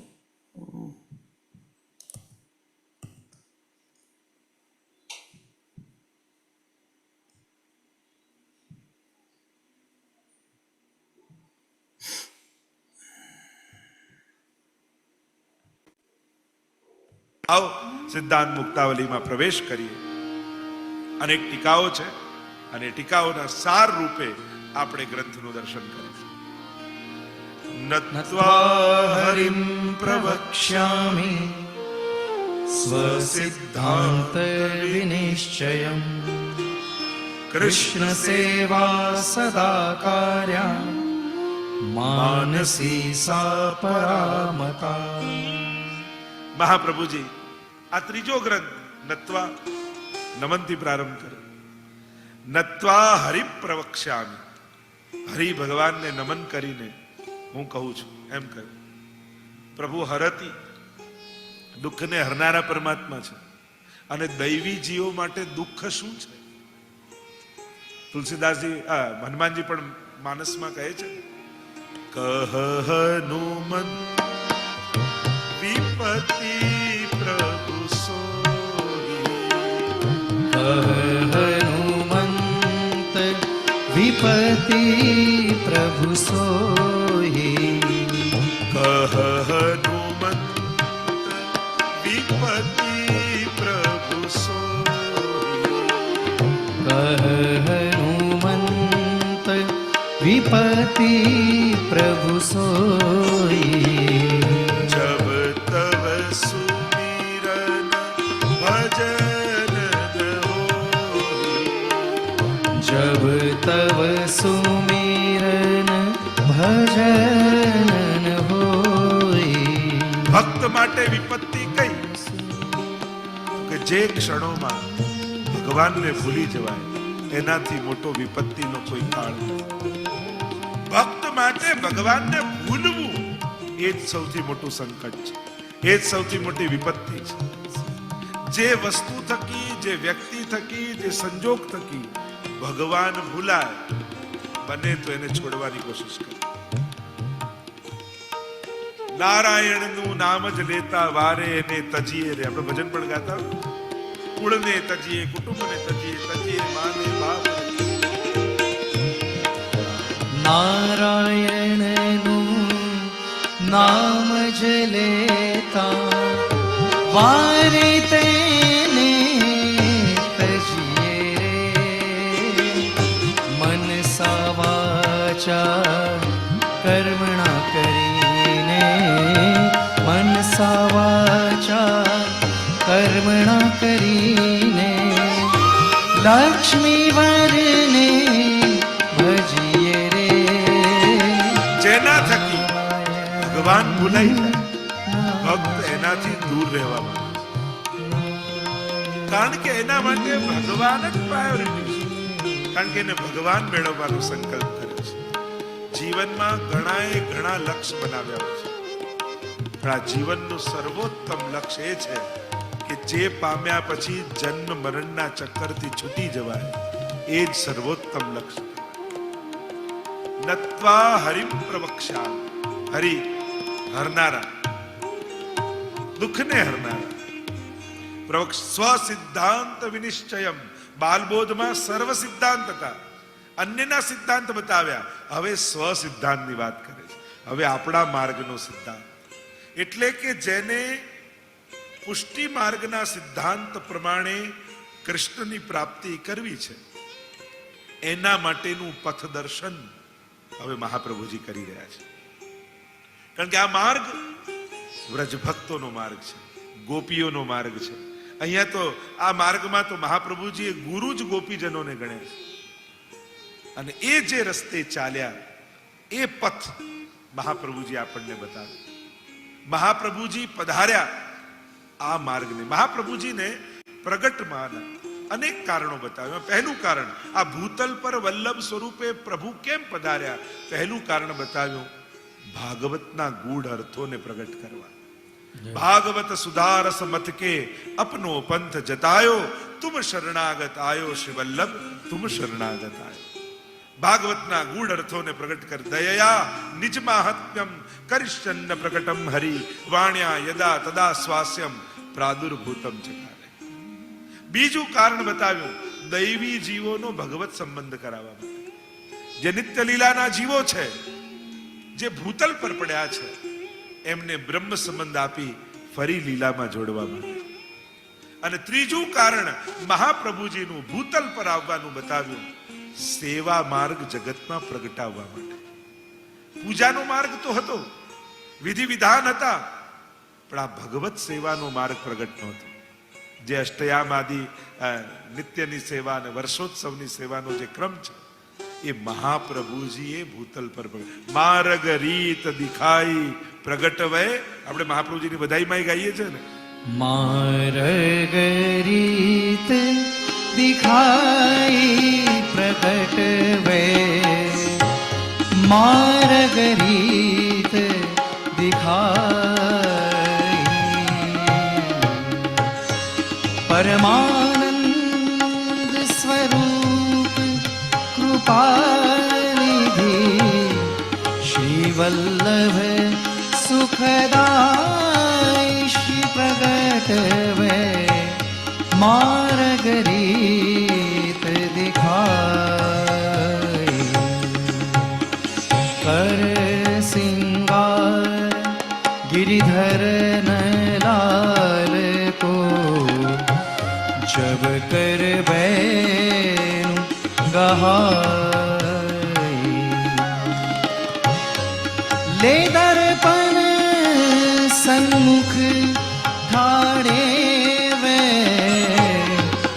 निरख निरख मुस्काई प्रगट वे, मार्ग रीत दिखाई સ્વસિદ્ધાંત વિનિશ્ચયમ. હવે આપણા માર્ગનો સિદ્ધાંત વિનિશ્ચયમ, નિશ્ચય કરીને કહું છું. વિઉપસર્ગ લગાડે એટલે કે સર્વ શાસ્ત્રોનું દોહન કરી આજના જીવ માટે જે બહુ સહજ થઈ જાય, જે ઘરમાં રહેતા રહેતા પરિવારની સાથે સાથે સાંસારિક કાર્યો કરતા કરતા પણ સહજમાં ભગવત પ્રાપ્તિ થઈ જાય, એવો માર્ગ, એવો સિદ્ધાંત બતાવું છું. ભાગવત સુધારસ મથકે, ભાગવત સમુદ્ર મથનક્ષમ. ભાગવતનું દોહન કરી વેદ, બ્રહ્મસૂત્ર, ભગવદ્ ગીતા અને ભાગવત, આ ચારે પ્રમાણ ગ્રંથો અને એમનું દોહન કરી જે નવનીત નીકળ્યું, એ પુષ્ટિ માર્ગ રૂપે મહાપ્રભુજી આપણને આપ્યું. અને એટલા માટે કહું, સેવા રીત પ્રીત વ્રજજન કી, જનહિત જગ પ્રગટાઈ, પ્રગટ ભય માર્ગ રીત. सेवा रीत प्रीत व्रज जन की, निज जनहित प्रगटाई दास शरण हरिवागधीश की, दास शरण हरिवागधीश की, चरण रेणु निधि पाई प्रगट वे, मार्ग રીત દિખાય. સેવા રીત પહેલા કહ્યું, પછી કહ્યું પ્રીત. સૌથી પહેલી રીત બતાવી, સિદ્ધાંત, અને પછી પ્રીત. આ મહાપ્રભુજી પ્રગટ થયા તો કહ્યું, સ્વ સિદ્ધાંત વિનિશ્ચયમ કૃષ્ણ સેવા સદા કાર્યા, માનસી સા પરામતા. પહેલા જ શ્લોકમાં પ્રધાન સિદ્ધાંત મહાપ્રભુજીએ બતાવ્યો, કૃષ્ણ સેવા સદા કાર્યા. ત્યાં જગન્નાથપુરીનો પણ પ્રસંગ આવે છે ને, કે જ્યારે જગન્નાથપુરીમાં સૌથી મોટો શાસ્ત્રાર્થ થઈ રહ્યો હતો, અને ત્યાં પૂછ્યું કે સૌથી મોટો મંત્ર કયો, અને સૌથી મોટો ગ્રંથ કયો, સૌથી મોટા દેવ કયા, સૌથી શ્રેષ્ઠ કાર્ય કયું, ક્રિયા કર્મ કયું. અને ત્યારે જગન્નાથ ભગવાને પોતે એક શ્લોક લખીને આપ્યો, અને એ શ્લોક આપણે જેમ કહીએ મંત્રોપેકસ્તસ્ય નામાની યાની અને કર્માપેકમ તસ્ય દેવસ્ય સેવા. શ્રેષ્ઠતમ કર્મ ભગવત સેવા છે. કૃષ્ણ સેવા સદા કાર્ય માનસી સા પરામતા. કૃષ્ણની સેવા એ જ વૈષ્ણવનું સદા કાર્ય છે. અને એટલા માટે આપણે ત્યાં ભગવત સેવા એને પ્રધાન સિદ્ધાંત માને છે.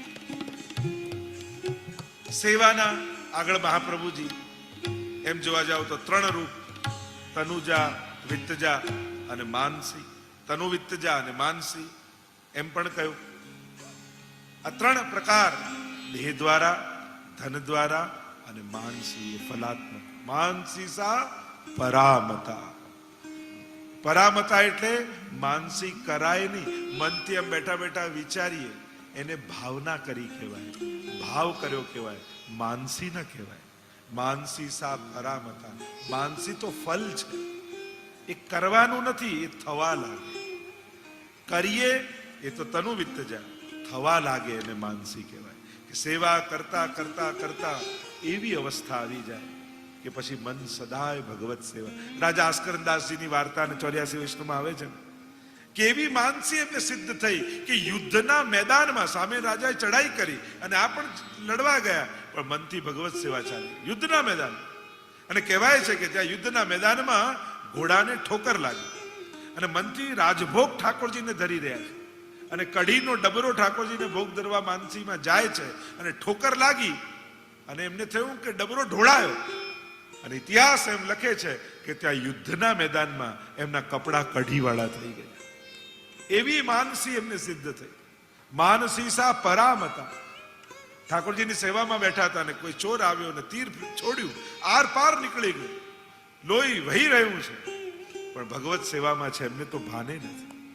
માનસી સિદ્ધ છે, કેમ કે સાક્ષાત ઠાકોરજી સાથે મન લાગેલું છે. એવા તો અનેક પ્રસંગ માનસી સેવાના આવે છે. કેટલા પ્રસંગો માનસી સેવાના પ્રસંગો આપણા 84-252 ની વાર્તામાં આવે છે.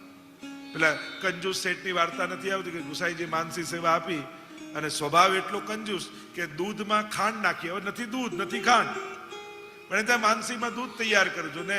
સ્વભાવ કંજૂસ ને એટલે એને થયું કે એક મુઠ્ઠી વધારે પડી ગઈ અને માનસીમાં દૂધમાં હાથ નાખ્યો કાઢવા માટે. ઠાકોરજી હાથ પકડ્યો કે આમાં તારું શું જાય છે? નથી દૂધ નથી ખાંડ, માનસીમાં કંજૂસી. પણ જોવાની વાત એ હતી ઠાકોરજીએ હાથ પકડી લીધો. માનસી સા પરામતા.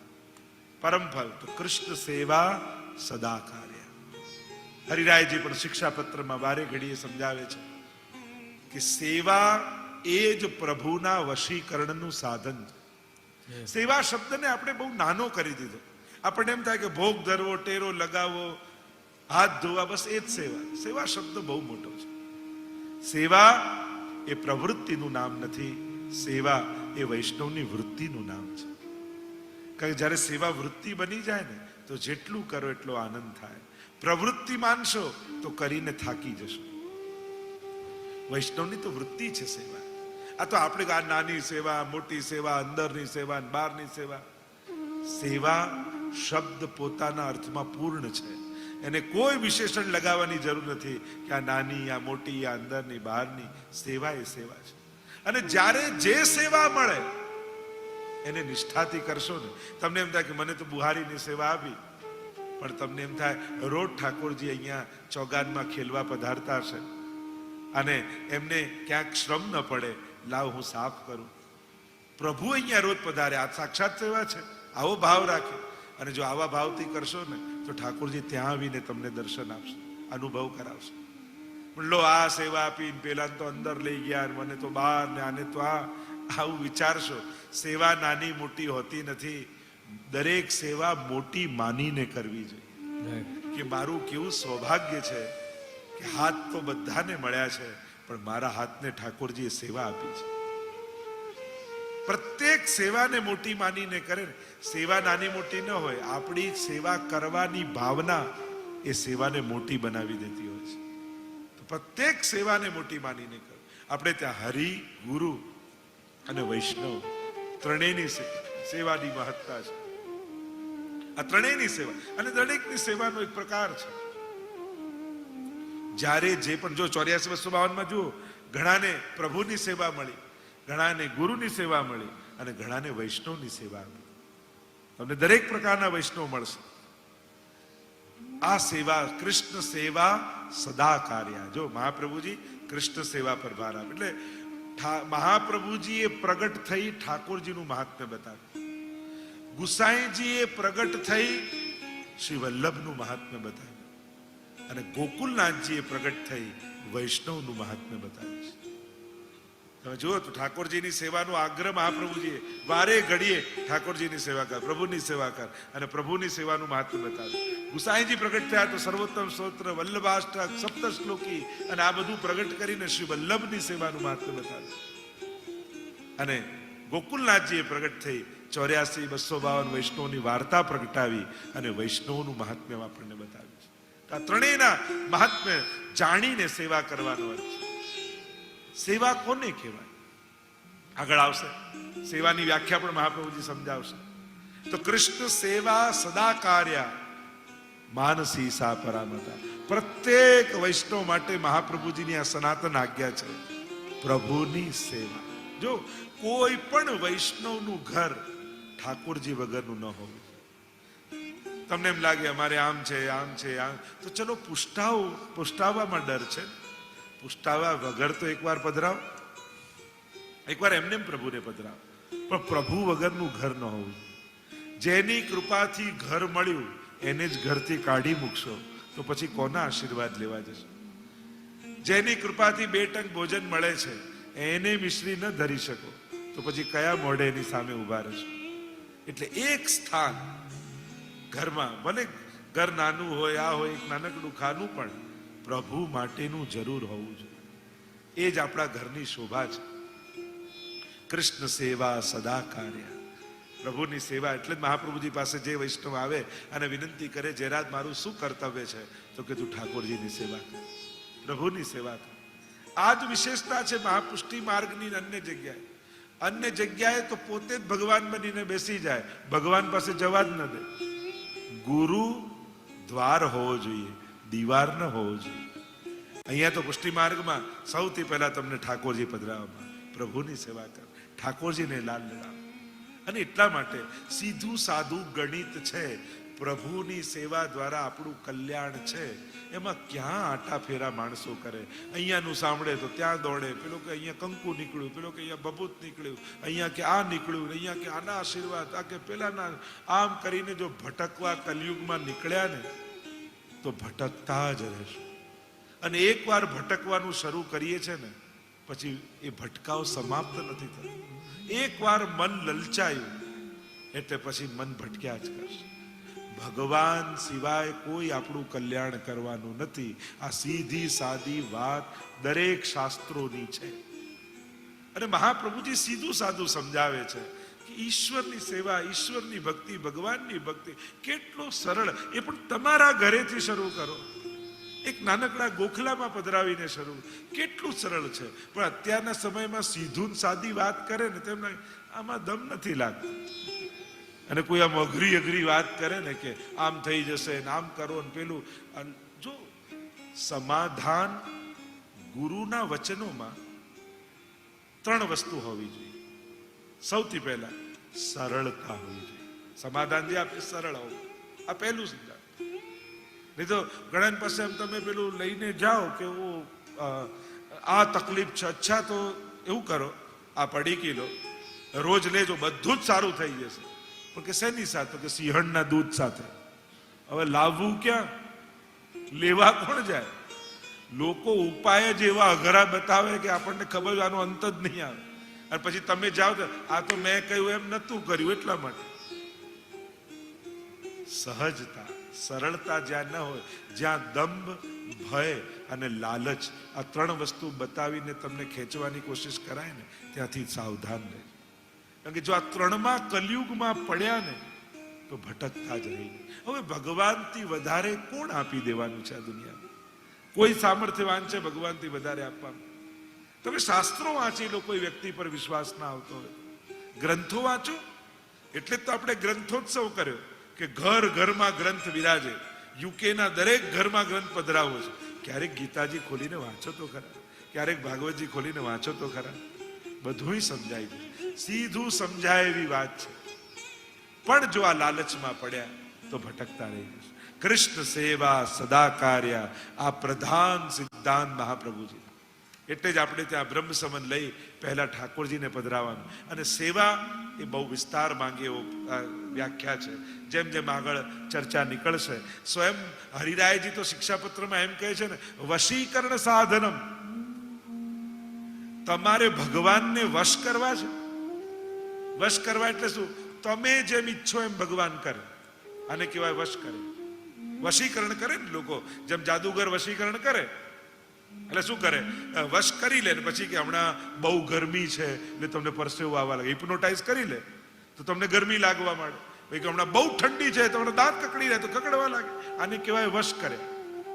તો પ્રભુને તમારે વશ કરવા છે. શિક્ષાપત્રમાં સમજાવે છે કે સેવા જ વશીકરણનું સાધન છે. જેમ મુંબઈ કે ઇન્ડિયામાં આવો ને અને આફ્રિકામાં જાઓ, ત્યાં શું હોય? બધાની એક આદત કામવાળાઓનું બહુ હોય. અને ઇન્ડિયામાં જાઓ એટલે ખાસ કરીને મોટા શહેરોમાં, એટલે પેલો કામવાળો નવો આવ્યો હોય ને તો એને બીક હોય, મને કાઢી મૂકશે તો, કાઢી મૂકશે તો, કાઢી મૂકશે તો. પણ પેલું ધીમે ધીમે આખું ઘર સાચવી લે, બધું સંભાળી લે, અને 1 વર્ષ થઈ જાય એટલે હવે માલિકને બીક લાગે ક્યાંક આ જતો ના રહે. એટલે પછી ઘરનું આખું ટાઈમ ટેબલ કામવાળાના ટાઈમ પ્રમાણે ચાલે. ચલો બધા જમી લો, હમણાં વાસણ વાળો આવી જશે. ચલો બધા નહીં લો, હમણાં કપડા વાળો આવી જશે. એટલે બધું ઘરનું ટાઈમ ટેબલ એના પ્રમાણે ચાલે. અને પછી તો એ ધમકી, જો આમ કરો નહીં તો હું તો જતો રહીશ. ના ના ના ના, તું રે. પછી તો જાણે બધા આને આધીન થઈ જાય. એમ હરિરાયજી સમજાવે છે કે પ્રભુની સેવા પધરાવી, સેવા કરી કરી કરી કરી કરી કરી કરી ઠાકોરજીને તમારી એવી આદત પાડી દો કે એમને બીક લાગે કે આ સેવા છોડીને જતો ન રહે. અને એટલા માટે તમને વશ થઈ જાય. તમે એમ કહો કે બસ મંગળા થયા, સવાર પડી, ઠાકોરજી કે હમણાં તો બપોરના 12 વાગ્યા છે, પણ તમે કીર્તન ગાઓ, લાલન જાગો હો ભયો ભો, પ્રભુ થાય સવાર થઈ ગઈ, સવાર બસ થઈ ગયા. અને કલાકમાં તો ભોગ ધરી આ કરીને પોડાવવાનો સમય થઈ જાય. રુચિ રુચિ સખી ને સેજ બનાવી, પ્રભુ રાત પડી ગઈ છે, પ્રભુ કે આ સૂરજ માથે છે ને. પણ જ્યાં પોઢાવાનું કીર્તન ગાઓ એટલે ઠાકોરજીને નિંદ્રા આવવા લાગે અને પ્રભુ પોઢી જાય. વશીકરણ સાધન, આ સેવા એ જ વશીકરણનું સાધન છે. કૃષ્ણ સેવા સદા કાર્ય, માનસી સા પરામતા. અને એ જ સેવા જ્યારે ફલાત્મક થાય છે ત્યારે માનસીનું દાન ઠાકોરજી આપે છે. એમ કહીને દ્વિતીય શ્લોકને સેવા શબ્દની વ્યાખ્યા સમજાવતા કે સેવા સદા કાર્ય છે તો ખરા, પણ સેવા કહેવાય કોને એને સમજાવતા મહાપ્રભુજી બીજા શ્લોકમાં આજ્ઞા કરે, चेतस्तत् प्रवणं सेवा तत्सिद्ध्यै तनुवित्तजा ततः संसार दुःखस्य निवृत्तिर्ब्रह्मबोधनम्. સેવા કહેવાય કોને, એની સિદ્ધિ કઈ રીતે થાય, એના સાધન કયા, અને સેવાનું ફળ શું, આ ત્રણેય આ બીજા શ્લોકમાં મહાપ્રભુજીએ સમજાયું. ચેતસ્તત પ્રવણમ સેવા. સેવા કોને કહેવાય કે આ ચિત્ત ભગવાનમાં પરોવાવું, એનું નામ સેવા. સેવા 2 પ્રકારની, એક સાધન રૂપા અને બીજી ફલ રૂપા. અત્યારે મન લાગતું નથી, પણ રાગ ભોગ શૃંગાર, એટલે કે જેમાં આપણું મન છે એ વસ્તુઓ પ્રભુમાં લગાડી, એ વસ્તુઓ થકી મન ઠાકોરજીમાં લગાડવાની કોશિશ કરી. આપણે આવા શણગાર, આવા તર, આવા ભોગ, માણસનું મન આ બધામાં જ છે. આ બધી વસ્તુઓમાં જ મન છે એનું. તો એ વસ્તુઓ સમર્પિત કરી અને ઠાકોરજીમાં એના થકી મન તનુવિત્ત જા. માણસનું મન 2 જગ્યાએ, દેહમાં અને ધનમાં. અહમતા મમતા આ જ જગ્યાએ છે. દેહમાં અહમતા છે અને બાકી બધી વસ્તુઓમાં મમતા છે.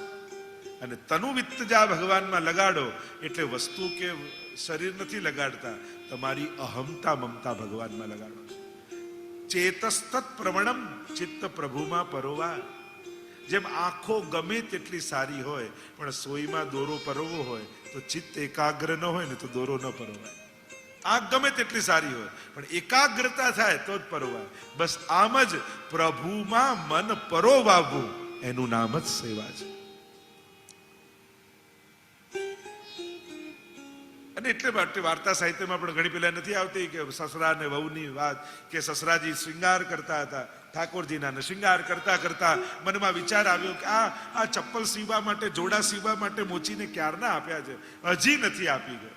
અને બહાર બહુ બુહારી કાઢતી હતી આંગણામાં. એટલામાં કોઈ મહેમાન આવ્યા ને પૂછ્યું શેઠજી ઘરમાં છે, સસરાજી છે? એને કહ્યું ના ના, એ તો મોચીની દુકાને ગયા છે. અને પેલા અંદરથી બૂમો પાડતા પાડતા આવ્યા, અરે હું ઘરમાં સેવા કરું છું, તને ખબર છે? એમ કેમ કે છે મોચીની દુકાન? કહ્યું સસરાજી ક્ષમા કરજો, તમે બેઠા તો ઠાકોરજીની સામે હતા પણ તમારું મન તો મોચીની દુકાને જ હતું. ચેતસ્તત પ્રવણમ. એવા તો કેટલા પ્રસંગો આપણે ત્યાં વાર્તા સાહિત્યમાં તમને અનેક પ્રસંગો જોવા મળશે. વાઘાજી રાજપૂતની વાર્તા આવે. ઠાકોરજીની સેવા કરતા કરતા ત્યાં પ્રધાન હતા, સિપાહી હતા રાજાના, અને ફરમાન આવ્યું કે યુદ્ધ ફાટી નીકળ્યું છે, જલ્દી આવો, યુદ્ધ લડવાનું છે. અને ઠાકોરજીની સેવામાં હતા એટલે રાજભોગ ધરવાની તૈયારી હતી. એટલે જલ્દી રાજભોગ ધર્યા, પૂરણપુરી બનાવી હતી એ ધરી, અને રાજભોગ ધરીને પ્રભુને વિનંતી કરી કે પ્રભુ જવાનું છે અને આપની સેવા પહોંચીશું એમ કરીને નીકળ્યા. ઉતાવળે નીકળ્યા તો ખરા પણ રસ્તામાં યુદ્ધના મેદાનમાં જતા હતા મન તો ઠાકોરજીમાં હતું. ચેતસ્તત પ્રવણમ.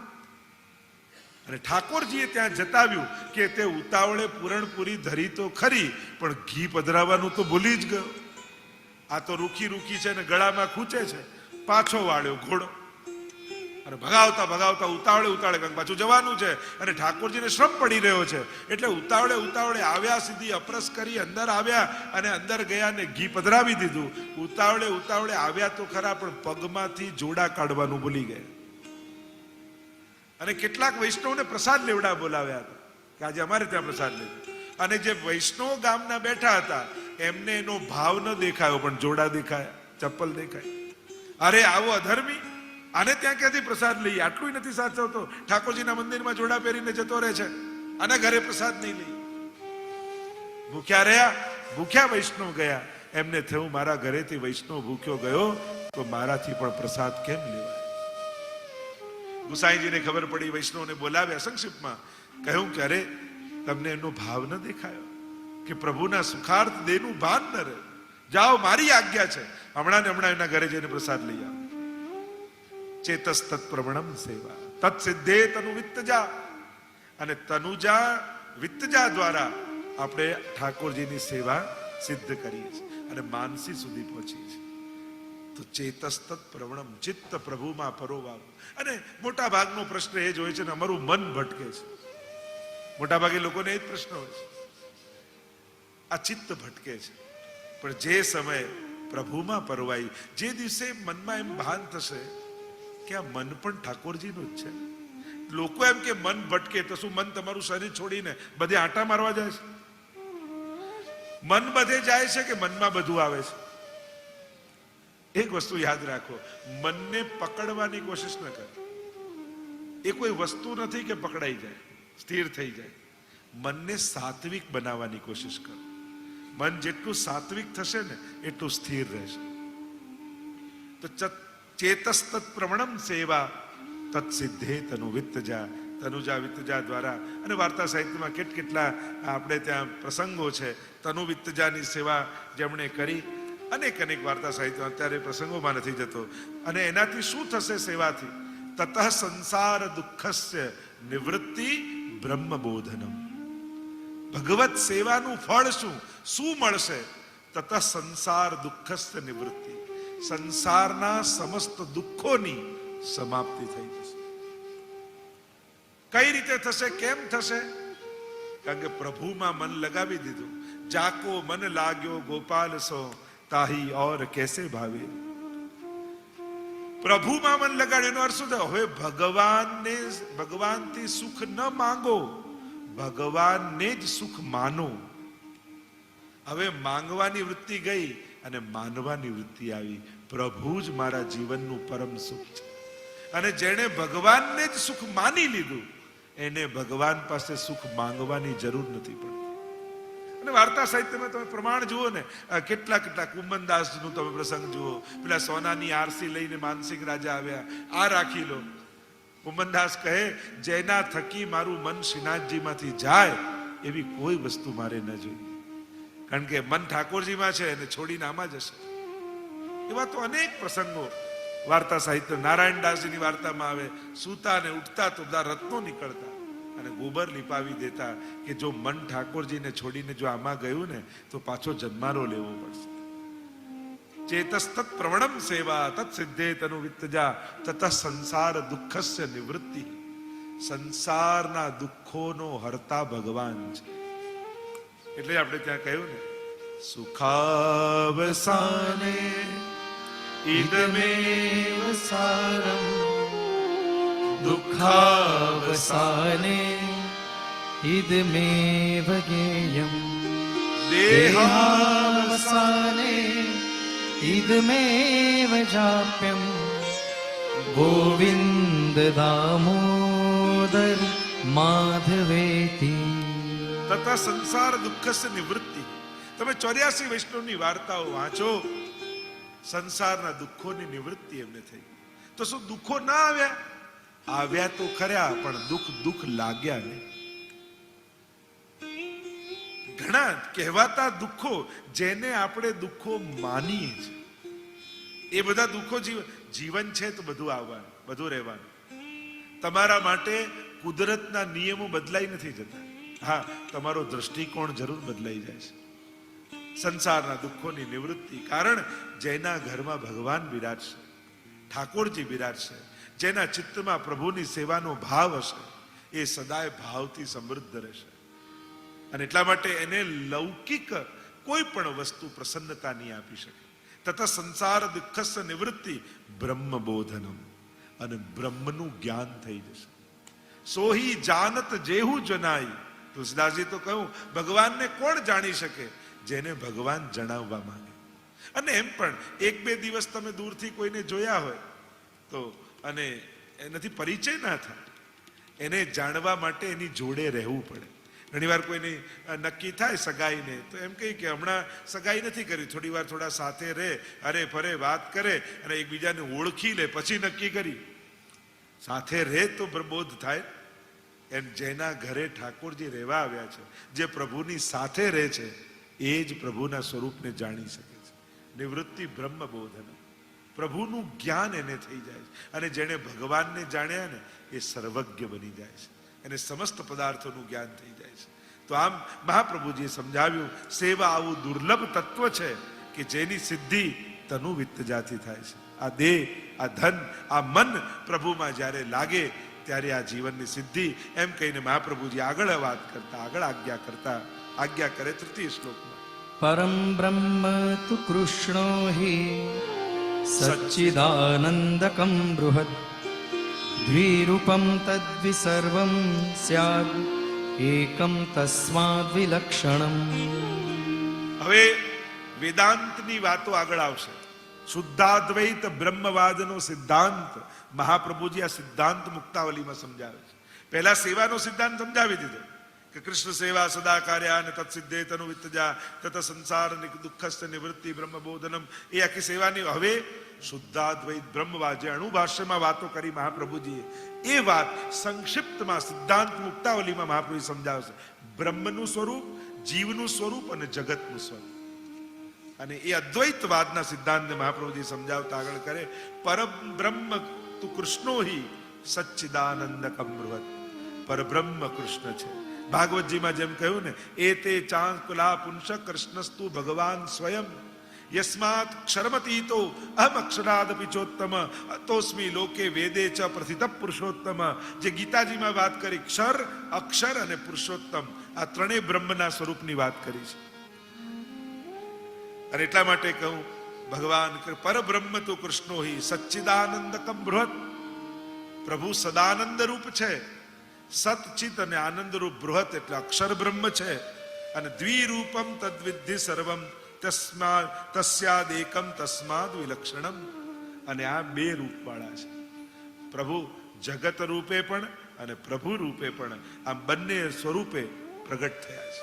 તો આ ત્રણેય સ્વરૂપની આગળ ચર્ચા આવશે. ક્ષર, અક્ષર અને પુરુષોત્તમ, જેની ગીતાજીમાં વાત છે એ વાતને સમજાવતા મહાપ્રભુજી સ્વસિદ્ધાંતને સમજાવી રહ્યા છે. શુદ્ધાદ્વૈત બ્રહ્મવાદને સમજાવતા ચોથા શ્લોકમાં મહાપ્રભુજી આજ્ઞા કરે, अपरं तत्र पूर्वस्मिन् वादिनो बहुधा जगुः मायिकं सगुणं कार्यं स्वतन्त्रं चेति नैकधा. હવે મહાપ્રભુજી કહે છે, માયિકમ સગુણમ કાર્યમ સ્વતંત્રમ ચૈતિ નૈકધા વાદીનો બહુધા જગુઃ. અનેક પ્રકારના વાદ છે, અનેક પ્રકારના મત છે, વિચારોનું વૈવિધ્ય છે આપણી સંસ્કૃતિમાં.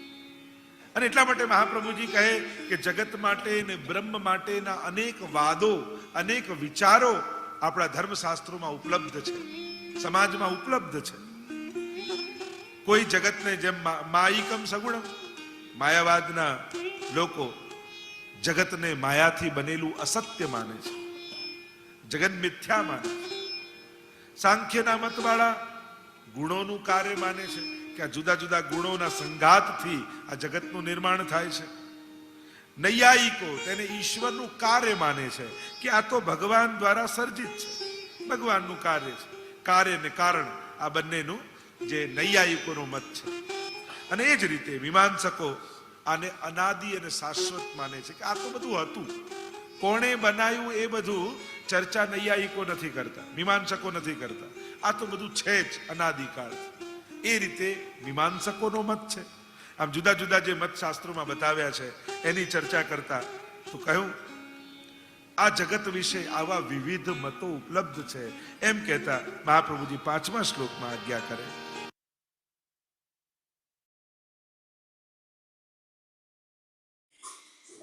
હવે આપણે જોયું, જો ધ્યાનથી સાંભળ્યું હશે તો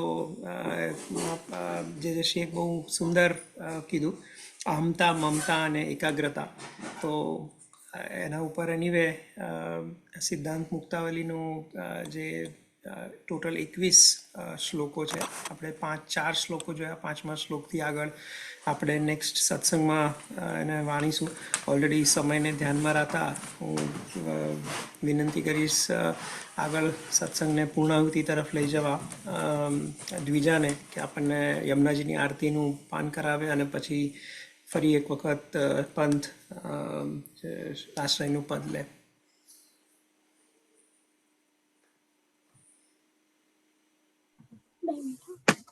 બે જ મિનિટ.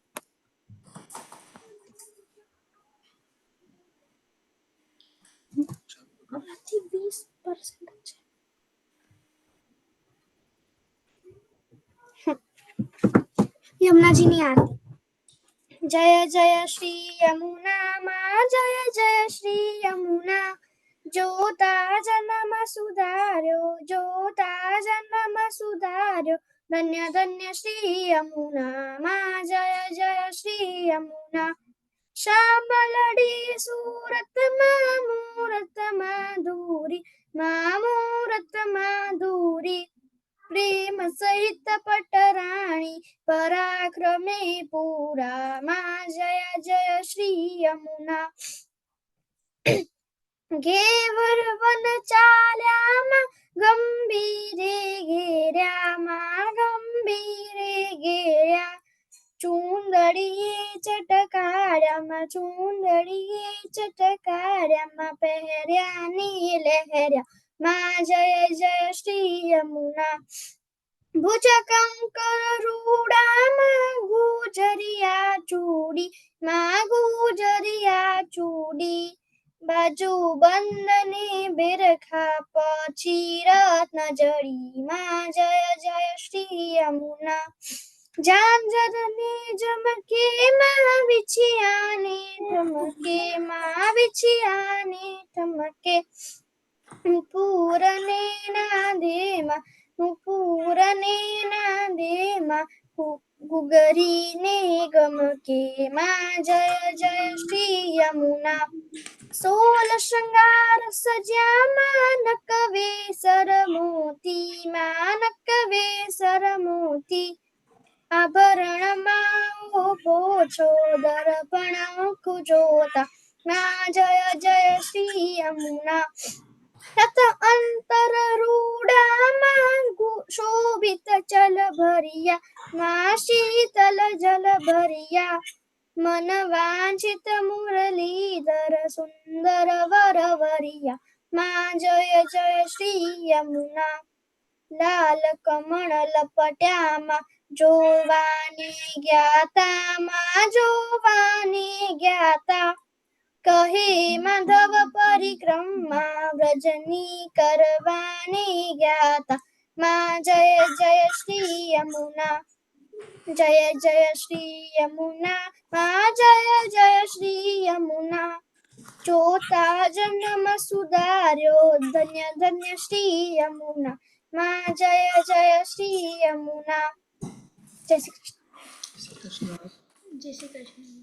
હૃદયના ચરણન કેરો ભરોસો, હૃદયના ચરણન કેરો શ્રી વલ્લભ નખ ચંદ્ર જટાબિન સબ જગમાં જ અંધેરો, હૃદયના ચરણન કેરો ભરોસો, साधन और नहीं कली में जासु होय निवेरो, हृदय चरण केरो भरोसो, सूर कहा कहे द्विविध आंधरो, बिना मोलक छेरो भरोसो, हृदय चरण केरो.